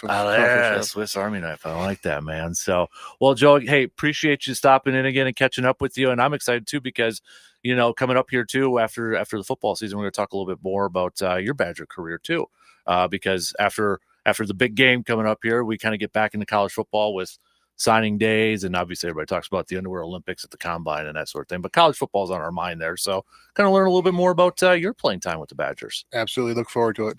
All right, big thanks to Joe from Cabin Coffee for joining us. And yeah, Joe, former Wisconsin Badger over there too. So that should be a lot of fun to kind of catch up and kind of learn about his recruiting process back in the day in the 90s there too. So, all right, we only got a few minutes to the top here this morning, but if you haven't gotten your Grind My Gears in yet, you've got some time yet, you can hit us up. We'll get to that coming up in the next hour or so. Well, within the final hour of the program here, so we'll hit that up. We got some Badgers chat with Mr. RJ Cardinal. We'll hit that up about 8:25 because right before that we'll catch up with our good friends over there from the Chippewa Steel. So be a busy 8:00 hour. Plus, we'll see if we get to it. I don't know if we'll have time. We might have to push it. We might have to bump it. A little bench start cut. Kind of looking at some of the thoughts here. It looks like not a lot of run it backs. If I were to so we got quite a few texts on this one, quite a few messages sent through. But if I were to kind of do some basic math and try to figure it out, I'd say it's close to retool, rebuild. It's fairly even. We got a few people that said run it back. Run it back. We're talking about, if you're just joining us, we kind of threw out the 3 R's. If you were looking at Green Bay, we got the salary cap. That's out there for this upcoming year. It went up 16 and some change $1 million. We were having some fun and kind of playing a little GM with the managed roster option on Spot Track, trying to clear some cap space and that sort of thing, and kind of threw out, would you like to see the Packers kind of do what Atlanta did this past year? They took on a big dead cap hit with Matt Ryan. Now they've got the second most available salary cap space entering this year. So would you like to see Green Bay kind of do a complete rebuild where they would move on from Aaron Jones, David Bakhtiari, whether it's trades or releases or whatever? Would you like to see them clear some of that cap space? That's what we're focusing on right now is cap space. Don't really care about trade compensation. Would you like that's kind of the whole rebuild, getting rid of those guys and opening up that cap space, retool. Maybe you're moving on from Aaron, but you're keeping a guy like David Bakhtiari and Aaron Jones. Open up some cap space, but not as much, or run it back. Just bring everybody back.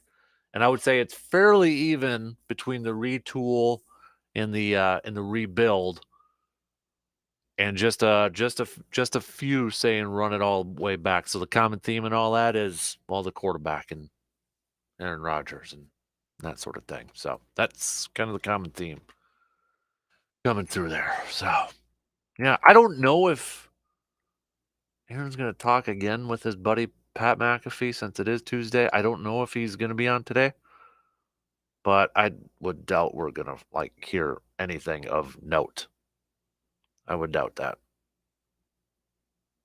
But, some people are going to try to read between the tea leaves and try to figure out what he's saying and what does he mean at that point. But, I think we'll find out before free agency, which is in March. So we got about a few more weeks of this, couple more weeks of this sort of thing. I feel like they got to know before free agency, right? I mean, they got to be under the cap and that sort of thing. So they got to know before March. When is free? It's the beginning of March, right? Let me see if I can. Free agency period. It is March okay. March, that's the 2022. What are they? It's the okay, so it's March 15th. Okay, free agency period begins at 4 p.m. on March 15th. All right. So I'm assuming that legal tampering period is like the couple days before that.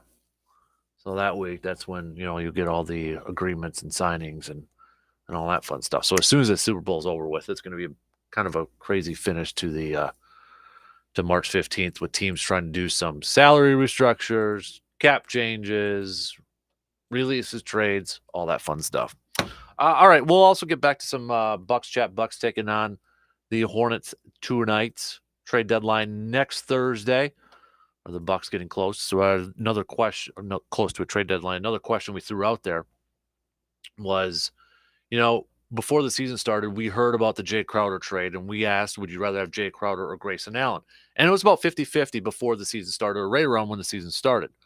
Now that we are over halfway through and we've seen this Bucks team, we've seen Grayson Allen play this year, we haven't seen Jay Crowder play this year.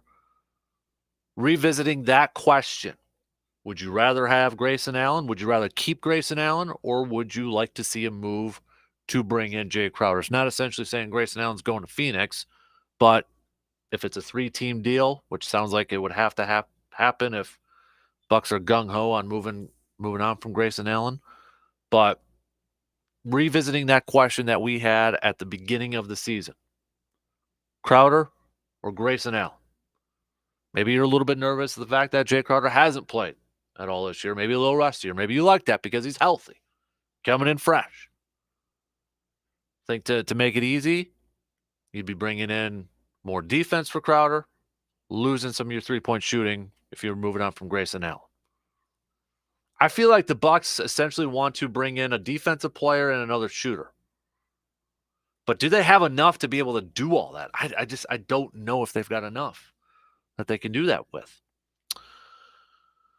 All right, 2 hours in. We got one more to go. We'll talk some Chip with Steel coming up after these news updates.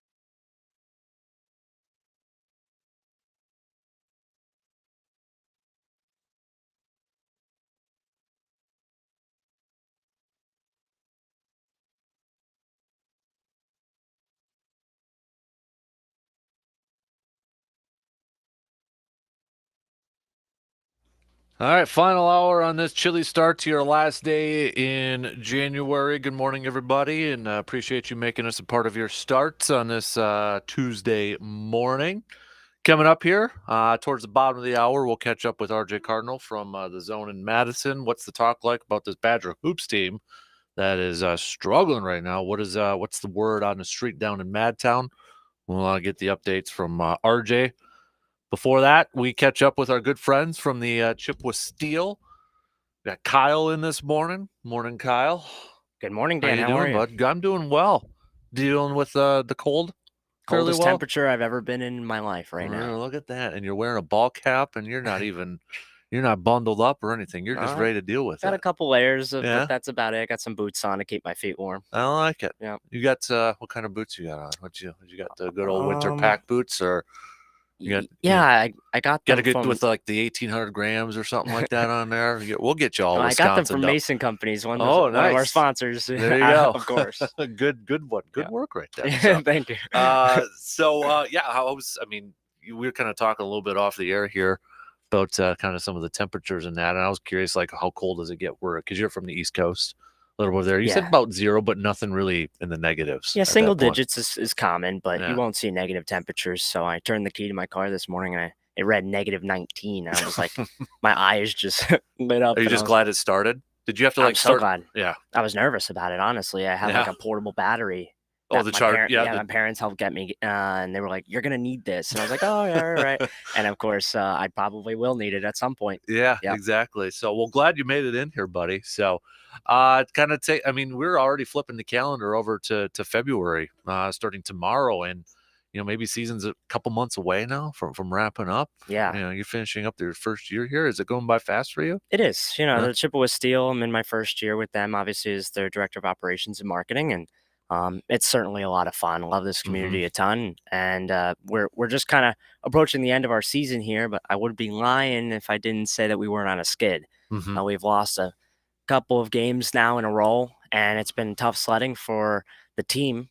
But there's a lot of things to look forward to the end of the season. Whether the team's winning or losing, we have some really fun home games coming up in this February stretch. So excited to kind of tackle that a little bit. Yeah, as you mentioned, kind of a rough weekend against Janesville this past weekend here, but looking to kind of maybe flip the calendar too, also from that skid, and start February on a hot note.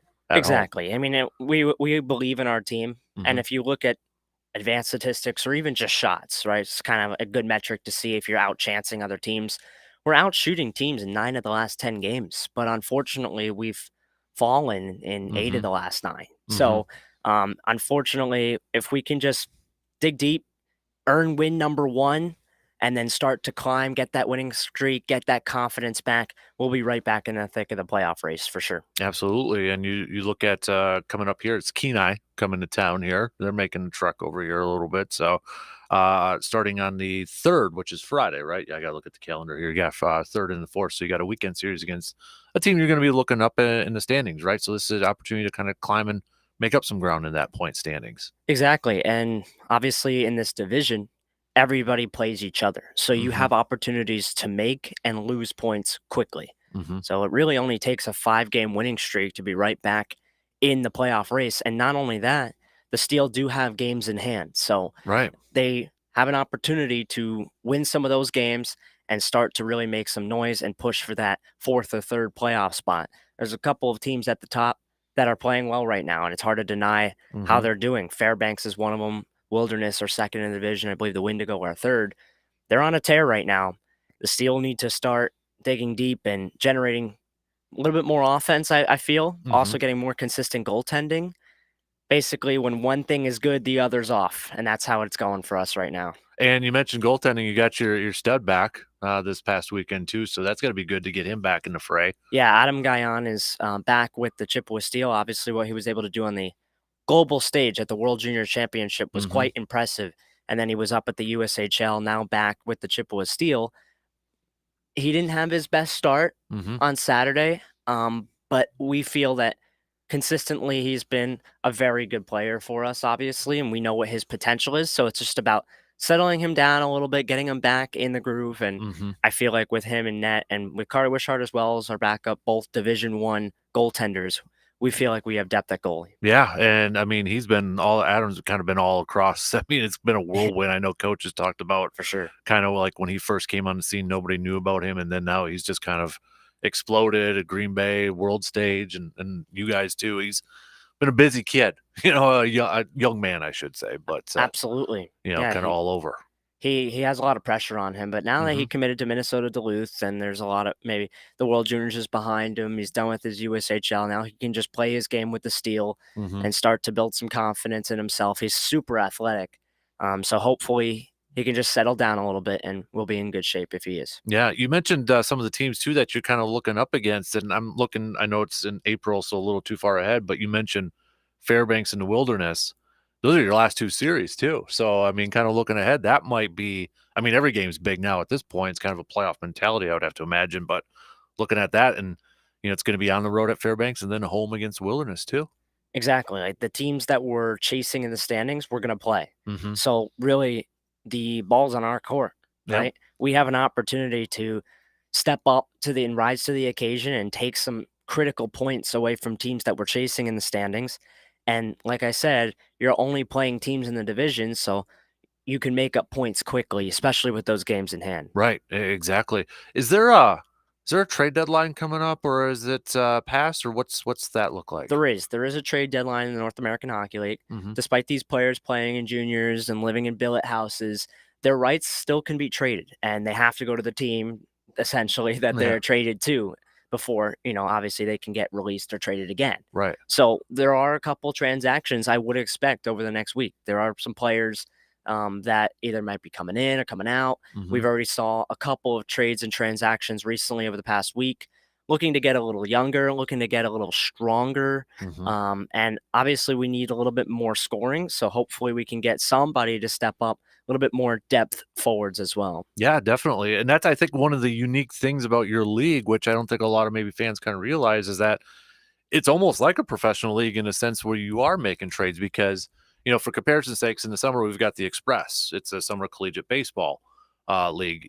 These kids come from California and such, and they play, but there's no trades. That's the team where there is player movement that goes on. Absolutely. Mhm. We sign players to what they call tenders in the offseason. Mhm. And when you do that, it's an agreement between both the organization and the player that this is the team that your rights belong to. And Mhm. usually they tender players that are on the higher end, a little bit more high caliber that you expect to be important pieces for your organization.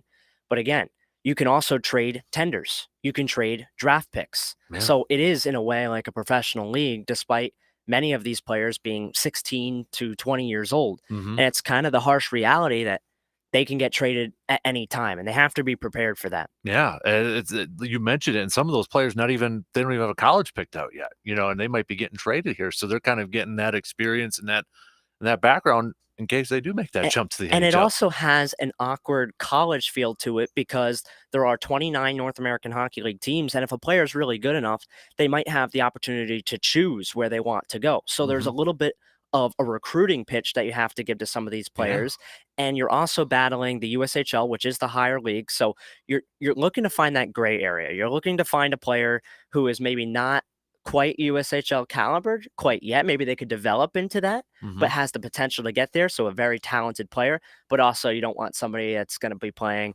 in and out of the lineup, maybe kind of player. I mean, it's important to have depth, but you want to have a really strong team. Exactly. Up and down. That's a roster. great point too. Yeah. Great point there too. Kyle, when you're looking at, the start of February, the last couple months of the season, I know you mentioned the analytics and the shots, you're out shooting teams and that, but what do you think is going to be the biggest goal, or what do you think it has to be the biggest thing to kind of turn this around and maybe get into that postseason? What do you think the Steel has to do? I have two things that I think the Steel need to start doing in order to get themselves back in the playoff race. The first is they need more scoring from defense. Right now, the Steel are last in the league in goals scored from defenders. So it's an opportunity for them to really kind of bear down defensively, try to get involved in the rush, scoring more off the rush, joining the attack. And if they can do that, that's one, that can help them a lot. Gives them an extra boost and takes pressure off the forwards. The second is the power play needs to be retooled a little bit. Right now, it's bottom 5 in the league, and I think that their season is only going to go as far as maybe the power play can take them. So if they can kind of turn that around, start to be a little bit more creative, generate more chances from the interior as opposed to the perimeter, I think that they have an opportunity. But those are two things that the Steel need to work on for sure. And then looking at promotion-wise, kind of a cool thing coming up, well, for both nights here. But for Friday, it's the first 100 fans get in for free, presented by Chippewa Valley Technical College. And then on Saturday, it's the Kiwanis Club Kids Night. So the kiddos, first 250 get in for free. Lots of free admission today. So, Yeah. I mean, if you're cold this week and you want to sprint over to an ice rink to warm up, this is your opportunity to do it. And this is going to be a fun weekend, regardless of the team maybe struggling a little bit. It's obviously high quality hockey and lots of fun where you can have some drinks, some good food, and have a good time with your family. You mentioned the quality of hockey, as we've talked about too. You've got a lot of college commits on your team, and perhaps even more coming down the wire here too. And that not just your team too, but the opposing team that comes in as well. Exactly. I mean, there's not a lot of opportunity around this area to watch hockey at this high quality. Obviously, you could go to Madison and watch the Badgers, or you can go to Minneapolis to watch a lot of professional teams. But this is your opportunity 15 minutes away, 15 or less away from your home to enjoy some really hard-hitting, fast-paced hockey right in front of your eyes. Yeah. And then kind of looking ahead to next week too, just put it on your calendars, maybe for a little pre-Valentine's Day weekend. Go over to the Steel. You got youth hockey nights, and then the Feed My People food drive going on next week too. Yeah, those are also two other games that are home for us. We're going to take on the Springfield Junior Blues in that one. They're a team that's pretty low in the division, so hopefully the Steel are able to get 2 wins in that series. And yeah, we have a food drive, so definitely bring your canned goods and enjoy a good night out once again. And that's going to be the last home games in February, because then the next time you're at home is going to be in March. So these are the times to get to the ice arena. 100%. The away schedule really starts to beef up a little bit. We go on our Alaska road trip right at the end of March into the beginning of April, and we're going to be away from home for most of the way. Right. So definitely, if you want to come out to a Steel game, your opportunity would be this weekend or next. Before I get your Super Bowl picks here, you're kind of my hockey guy, so I got to ask you a couple of questions in the NHL over here too. But we should mention that Bobby Hall passed away at the age of 84. One of the best players of all time. Absolutely. Definitely a top 3 Blackhawk of all time, and that's coming from an organization that has a lot of history and an original 6 team. So it's obviously a very tough passing for the NHL and the community. Yeah, and then the big trade that kind of went down with, was it Bo Horvat? Bo Horvat going over to the Islanders, right? So that one seems to be kind of a, I'm not the biggest hockey guy, but that seems to be a big trade that's making some waves. That is a shocking move. Bo Horvat's having the best year of his career. He's really finishing well right in front of the net as well, making the most of his opportunities. But the Islanders acquire him, and they have to give up quite a bit. This is a team that is not in a playoff race right now, and they acquired a guy that does not have a contract for next year, meaning he is very much a rental.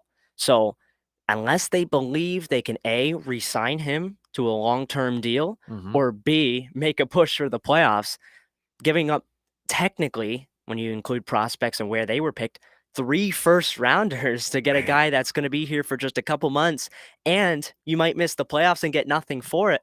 It's a surprising move, no doubt. No doubt about it, man. So, all right, dude, you got Eagles and Chiefs coming up here. How do you see this one? We were both wrong. We both had Cowboys. We both had Cowboys. Bad pick. I had Bills. I don't know. Did you have the Bills too? I think I had the Chiefs. Did you have the Chiefs? Okay, so, well, it was close. I mean, it was an NFC East team, if you want to, for the NFC side of things. But what are you kind of leaning at right now? Andy Reid, Kelsey Bowl, however we want to phrase this thing. It's going to be a really great game. I have a feeling. I'm going to pick the Chiefs. I picked them at the start of the year. I'm going to stick with my guns and pick the Chiefs. I just think that up and down their lineup, they're the most talented. I'm not discrediting what the Eagles have done. At the bottom line, you have to win your games on your schedule. I just feel like their path to the Super Bowl has been weak. They played the Giants, but no disrespect to the Giants, I just don't feel like they were an outstanding team this year. They were kind of just squeaked into the playoffs and won a game against, again, another team like the Vikings, who didn't have outstanding schedule. So I like the Chiefs' chances. If Mahomes is healthy, no brainer to me. And what Travis Kelce is able to do, he Yeah. is remarkable. And it's going to be tough to defend a guy like him. So give me the Chiefs. You're going to go Chiefs? All right. You're going to be the first name on our board. We're kind of keeping tabs of everybody's picks on here and see where it kind of goes out. I feel like it's going to be close for picks 50-50 on here. I mean, looking at the past weekend, obviously the 49ers and Eagles one kind of dampered a little bit with the quarterback injuries. But overall, I mean, that Sunday night game, I know there's been some criticism with the officials and all that, but I mean, it was still a good game. Still a good game. You think you're throwing a flag on that final play? With the That leading to holding the game-winning? No. or the because there was either a holding call that people say Well, the they holding missed or call the they hitting. missed or the push out of bounds. Are you calling the late hit out of bounds? It looked like it was late, but then you slow that down, and then it's like, ooh, it's close. It helps that you're Patrick Mahomes and you're a little bit banged The up. thing with me is in a game that of that magnitude at that late in the stage, I'm letting the players decide it. And enforcing a 15-yard penalty there essentially gives a makeable field goal to the Chiefs, in which they're able to make. I don't really like the call. And I'm one that likes to put the flags in the pockets in big moments like that. And we've seen far too often in the NFL big moments coming down to a call here and there. And it disappoints me, honestly, a little bit. Because that sure looked like it was going to head to OT. And I'm sitting there, I'm like, I got to go to bed. I get up at 3 o'clock in the morning. They missed the hold, and then they call the push out of bounds. It's the double whammy for the Bengals. And either miss the one call or don't call the other. And it's just, to me, a great game kind of got spoiled at the end. Yeah, we're talking about more of the officiating than the actual game, it seems like. And that's never what we want to kind of do, especially at that stage, too. So, but no, I don't know who I'm picking yet, to be honest with you. I got to think about it a little bit. Jalen Hurts has been remarkable this season. There's no doubt about it. And it's hard to question. They have a good team as well. And you make it to this stage, you're obviously good. And I think the Eagles defense is underrated. People maybe not giving it enough credit as it is. And they have some outstanding playmakers, Devontae Smith, Miles Sanders. Yeah, A.J. Brown, coming over there too. So, all right, well, you're going to be the first one on the board going with the Chiefs there.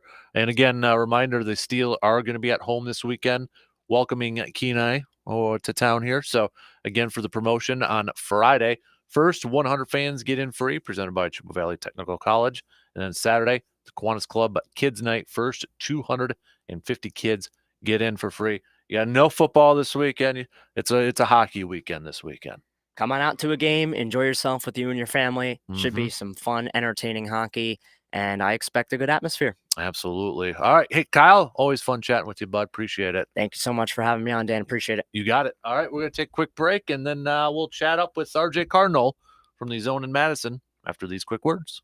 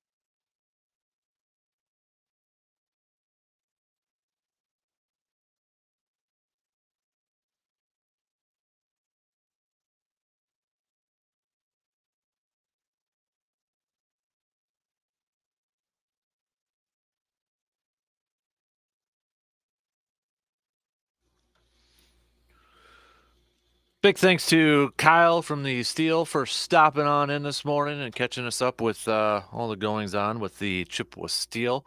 I have some cool stuff to be announcing with the Steel coming up in the next few days here. So make sure you're staying tuned to our socials and all that good stuff.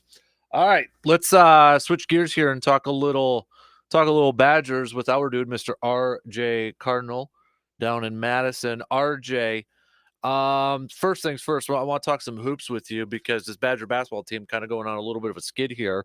My question to you is, what's the chatter like down in Madison surrounding this team? And second part is, we've had a few people kind of throw out the idea or the notion, could Chris McIntosh do something similar with this basketball program to kind of what he did with the football program, and what we know is switching out coaches. So that's my second question to you is, are you kind of hearing other Badgers fans down in Madison throwing out that scenario as well?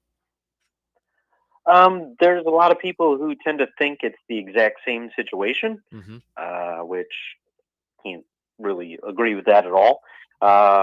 You have a guy who the past 2 seasons has had a share of the Big Ten regular season title, which apparently people aren't impressed with at all, which I would then argue that's more impressive than a 4-game run on one weekend. I've always been more along the lines of your automatic qualifiers should be from the regular season, because that shows more than being able to go on a run over one weekend. But that might just be me. I don't know. But yeah, it has tended to jump right on into the fire Greg Gard, much like it has across the state, I believe. And somehow it's also turned into, what have you done for me lately? When you look at 2 Big Ten regular season titles the last 2 seasons with teams that had no business being there. For one reason or another, stuff is not clicking this year right now. I mean, can't argue with some of the earlier results in the season. You've played some of these games without Tyler Wall. You've played some of these games without Max Kleinsmith, who still, I don't know how a foul wasn't called on an elbow coming through. That caused a concussion and 16 stitches to the mouth, but whatever, it happens. It's a rough stretch. It's the last time we saw injuries and or play like this, there was, Kobe King dealing with his issues, then accusing the then strength and conditioning coach of being a racist, and then just a monumental amount of injuries that led to freshman Brad Davison playing and really being the jolt of energy the team needed. Ultimately, though, the team didn't play well enough to be able to make it to the NCAA tournament. It is a rough stretch. Some of the recruits you had that were well thought of recruits aren't in the program anymore for one reason or another. And you're looking at a team right now that's just not finding the way to win for one reason or another. It's a bad stretch. You're 11th in the Big Ten. I'm going to give the coach the benefit of the doubt, much because of what I've seen from him in the past and seen from his teams in the past, outside of ones who were trying to lead a mutiny by somebody within the program, allegedly. And yet now all those people are okay with the head coach and take pictures with him and all that, but they were really upset with him for some reason. But right now I have to give the benefit of the doubt to Greg Gard on him being able to get this team to pick themselves up by their bootstraps and get things back on track to move yourself towards the end of the season here and getting ready to hopefully go on a little bit of a run. Yeah, you mentioned going on a little bit of a run there, and you look at their schedule, and it sure seems like they can go on this little bit of a run, but will it be enough to kind of build up their resume, RJ, if we're talking about like tournament? Because They got Purdue coming up in March, but right now, as of right now, yeah, it's you look at it. Is there any signature wins on here for the Badgers potentially besides that Purdue game? The thing is, being in a Power 5 conference, if you get to like 19, 20 wins, you have a pretty darn good shot of making the NCAA tournament. And right now, you're 8 wins away. That puts you at 12 conference wins as well if you get those out of your 20. So, I mean, if you get there, that puts you at 12 and how many have they played? 12 and 8, I think it would be, because it's 20 conference games. 12 and 8 in the Big Ten Conference gets you to 20 wins overall. So really, we're just looking for like 7 to 8 wins. Get 19, 20 wins on your overall schedule. I think earlier in the year, having seen them play some of the teams close in terms of like Kansas beating USC, beating Marquette somehow, beating a ranked Maryland. There are some good wins on here. Beating a team in Penn State who looks like they got a shot to be a tournament team. There are wins here that if you start righting the ship, you should be able to put together a decent resume here to give yourself at least a shot of being in an at-large bid. And like I said, getting to 19, 20 wins on the season, having a winning record in the Big Ten, it's normally a recipe to get that invite. So hopefully we end up seeing that. And like I said, just need 7 wins down the stretch here because you dug yourself a little bit of a hole. Who's the player that you think has the ability to kind of be that guy for, I guess, lack of a better phrase of saying it, carrying this team on their shoulders or carrying this team on their back, being that guy that can be the guy down the stretch, maybe in these, second halves when they've gone cold in the last few minutes? Who is that guy for this Badgers? Or who do you think has the ability to be that guy? I think as a whole, you just need the team to start attacking the rim. As of late, we've seen them not be able to shoot. So get near the rim, get your fouls, and that's not really helping either. So just get to the basket. And I mean, we've talked about it earlier in the year too. That's not always a guarantee. We've seen them miss more layups than make. I don't know what it is, but this team is fundamentally just not looking like they even belong in Division I basketball. They almost look like they're the YMCA teams that you see kids first starting out and struggling to hold the ball with 2 hands because they're playing with the next ball size up for the first time. It just doesn't look like a team that is ready to play. Not that they're not prepared. The players themselves don't look like they're good enough to be playing at this level. So I don't know what you do there, but honestly, you watch some of these missed layups and it just doesn't make sense on how much of a lid the hoop has on it, no matter what gym you're playing in. Mm-hmm. RJ Cardinal, or did I cut you off there? I didn't mean to cut you off. No. Okay. So, I mean, yeah, it's been like a bunch of different things, hasn't it, RJ? I mean, either it's been out rebounded or cold stretches. You mentioned, like free throws or, getting to the line and making them and such. It's just been, I don't know if you could point your finger on just one thing with this team so far. Yeah, it's like the perfect storm of what's going wrong.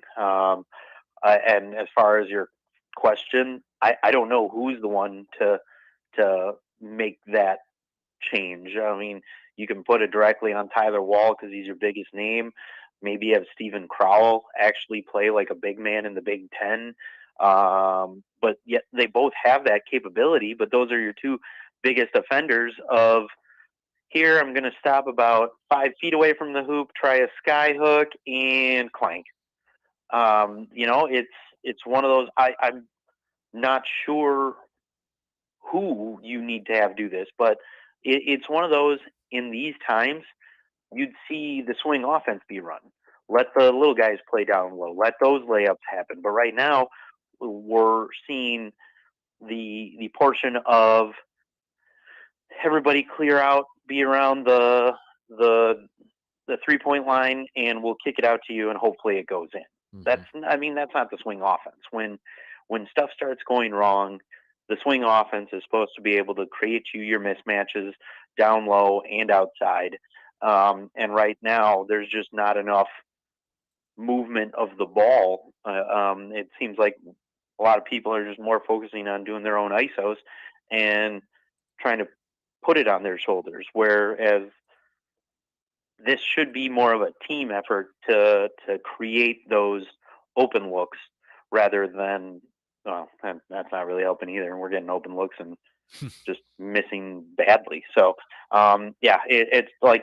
it's not just one thing. Everything is going wrong right now. You name it, and it's not going right for Wisconsin.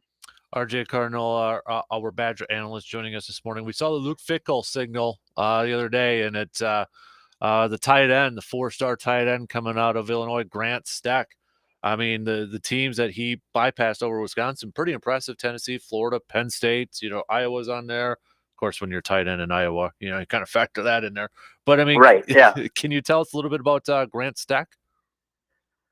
Yeah, he's the number 4 or 5 guy in the state of Illinois. Like you said, if you're getting a tight end recruit over Iowa, that kid must really be liking what he's hearing from this staff. So it's your second 4-star of your recruiting class. Looks like he's that kind of guy who'll be able to just ease right into playing collegiate tight end. So I really like what I've seen of him. So it's a good pickup. Good verbal. I mean, stuff can change in a year because he's a 2024. So, but right now, having him at least verbally commit is a good thing. And you now have 2 4-stars in your 2024 after we had the DB who had previously committed to the last staff, and also reaffirmed his commitment after he talked to Fickell. Not sure what happened there, but he decided to start looking elsewhere. So your class was at 2, it was down to 1, and now it's back at 2.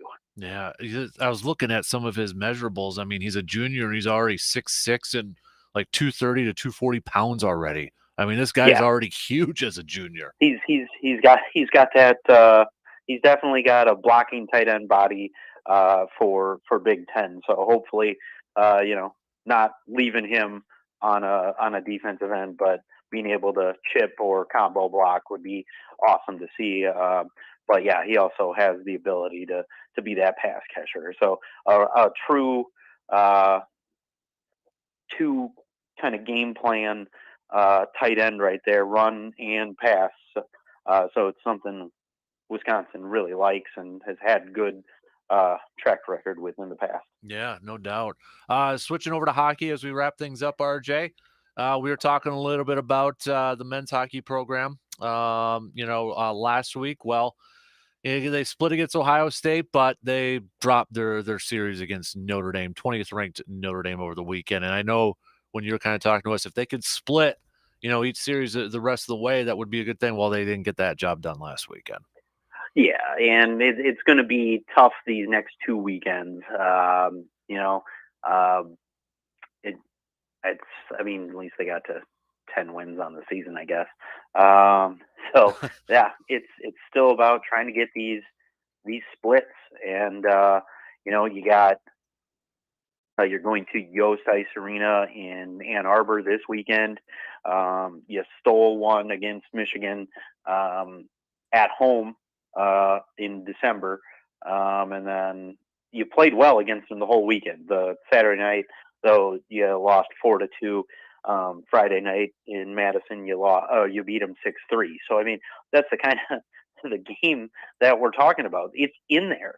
For some reason, though, it doesn't happen on a consistent basis and doesn't happen every night. Yeah, it's I think they got it's we honestly, you just need something to click, because it is there. You can put up 6 goals against one of the top teams in the nation, and all of a sudden the next night you look like you're just playing some rec hockey at like a local rink. It honestly, I don't get it, and it's been something we've talked about the past couple of seasons now since the team in 2020. But yeah, these next 2 weekends against Michigan and Minnesota, probably going to be. Hopefully, you get 1 of 4. Yeah. And just don't come out with 4 losses. I think, yeah, if you take 1 from these next 4 games, that's probably a good goal to have. But yeah, the team as a whole now, these final 4 series, your next few, yeah, Michigan, home versus Minnesota, home versus Michigan State, and then at Penn State to finish it off before you go to the Big Ten tournament. But yeah, I mean, hopefully you get maybe 3 to 4 wins in these final 8, and that would be splitting like we talked about just to make things look somewhat respectable. But still, something somewhere along the line has to change, and I don't know if that's coaching right now. We talked about the 11 recruits that are coming in due to the amount of people they're expecting to leave the program after this year, whether that's guys who have used their COVID year, whether that's guys who were grad transfers who are going to be done, or, I mean, they did say a couple seasons ago they didn't expect as many people to leave that did, and that's what they're kind of saying is really gotten them to this point. So if that's the case, maybe you see what this 11-person recruiting class is like. Some of the guys are in that U.S. developmental team. Some of them are top players in the USHL. So you're getting some highly touted players coming in next year. Are they on the level of what we saw in that 2020 season, where, I mean, you could only watch it on TV, so you didn't really see it. But I don't know, and I don't think so, because I don't think you have 2 first-round picks in this recruiting class that at least I've seen names of. But yeah, I don't know if we give Granato 1 more season solely because of the recruiting class, because you don't want that breaking up and ending up with a whole bunch of nothing. And it's one of those right now, I'm not sure who you go with in college hockey to be a name to come on into Wisconsin. It's not like Wisconsin's bare bones. They show when they hired Granato, his brother, and Marco Siki back here, that they're willing to be the highest paid coaching staff in college hockey. But I mean, all that's gotten you is 1 NCAA appearance and a loss in the first round. So we'll see what happens. But right now, it's a team that is rudderless. It kind of looks like. So that usually starts up at the top, and maybe something needs to change there to actually get this thing rebooted. Yeah, and then to kind of quickly wrap it up, RJ, on the women's side, they scored 9 goals over the weekend against St. Thomas. They've got St. Cloud State, but then, I'm kind of looking a little bit ahead, not to overlook St. Cloud State, but you've got Minnesota and Ohio State. Ohio State number 2 currently, and the pairwise of Minnesota number 3. So it's going to be a heck of a finish for the women's side of things when their regular season comes to a close. Oh, absolutely. And like you were saying, they kind of got back on track these last 2 series. But yeah, it's one of those. Yeah, your next 2, St. Cloud, and then the 2 after that, you're talking about the top 2 teams in the conference, and you're number 3. So it'd be nice to get some points there. Start this weekend by sweeping. You're 9 points behind Minnesota. You're 7 points behind Ohio State. So you got a lot of work to do to try to be one of those top 2 seeds. And you're well above points wise of Duluth and St. Cloud. So you're Wisconsin sitting here at 50 points in the WCHA. Then Duluth's at 39. St. Cloud's at 26. So you're in no jeopardy of dropping below number 3, but it'd be nice to make up some ground here and try to push for number 1. And being only 9 points back, sure, you need a lot of help, but you can help yourself these next 3 weekends on working on some of those points and getting yourself a little closer. So hopefully we see that. The little skid there kind of hurt them, but you had enough points built up. You're really helping yourself out. So hopefully we get continue this little rebound this weekend, and hopefully get 1 or 2 against Minnesota and Ohio State. Yeah, no doubt. RJ, appreciate the time as always, buddy. You have a fantastic rest of your week, and next week we're going to ask you for your Super Bowl pick so we can put it up on the big board here, okay, bud? Oh, okay. Give me time to think. I appreciate that. You got it, man. I didn't want to catch you off guard right away. So have a good one, buddy. We'll chat with you again soon. Sounds good. We will talk to you later. You got it. There you go. There's RJ Cardinal from our sister station, The Zone in Madison, joining us, chatting a little Badgers this morning. We got to take a break, and then we're closing up shop. We'll be back after these quick words.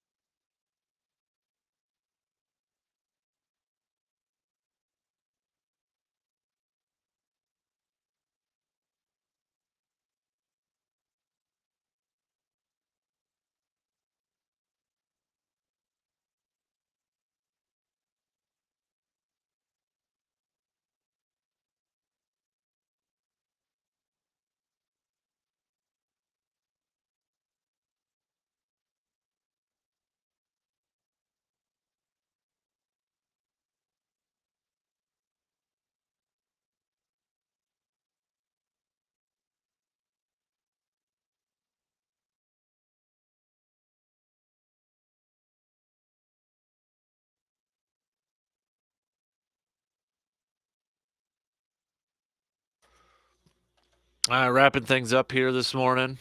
About 5 minutes to the 5-6 minutes to the top here. Reminder: Bucks are going to be in action tonight, taking on the Hornets of Charlotte. Tip time is at 7. Coverage will begin on the radio dials, 105.1 FM and 790 AM. About 6:30, a little before then.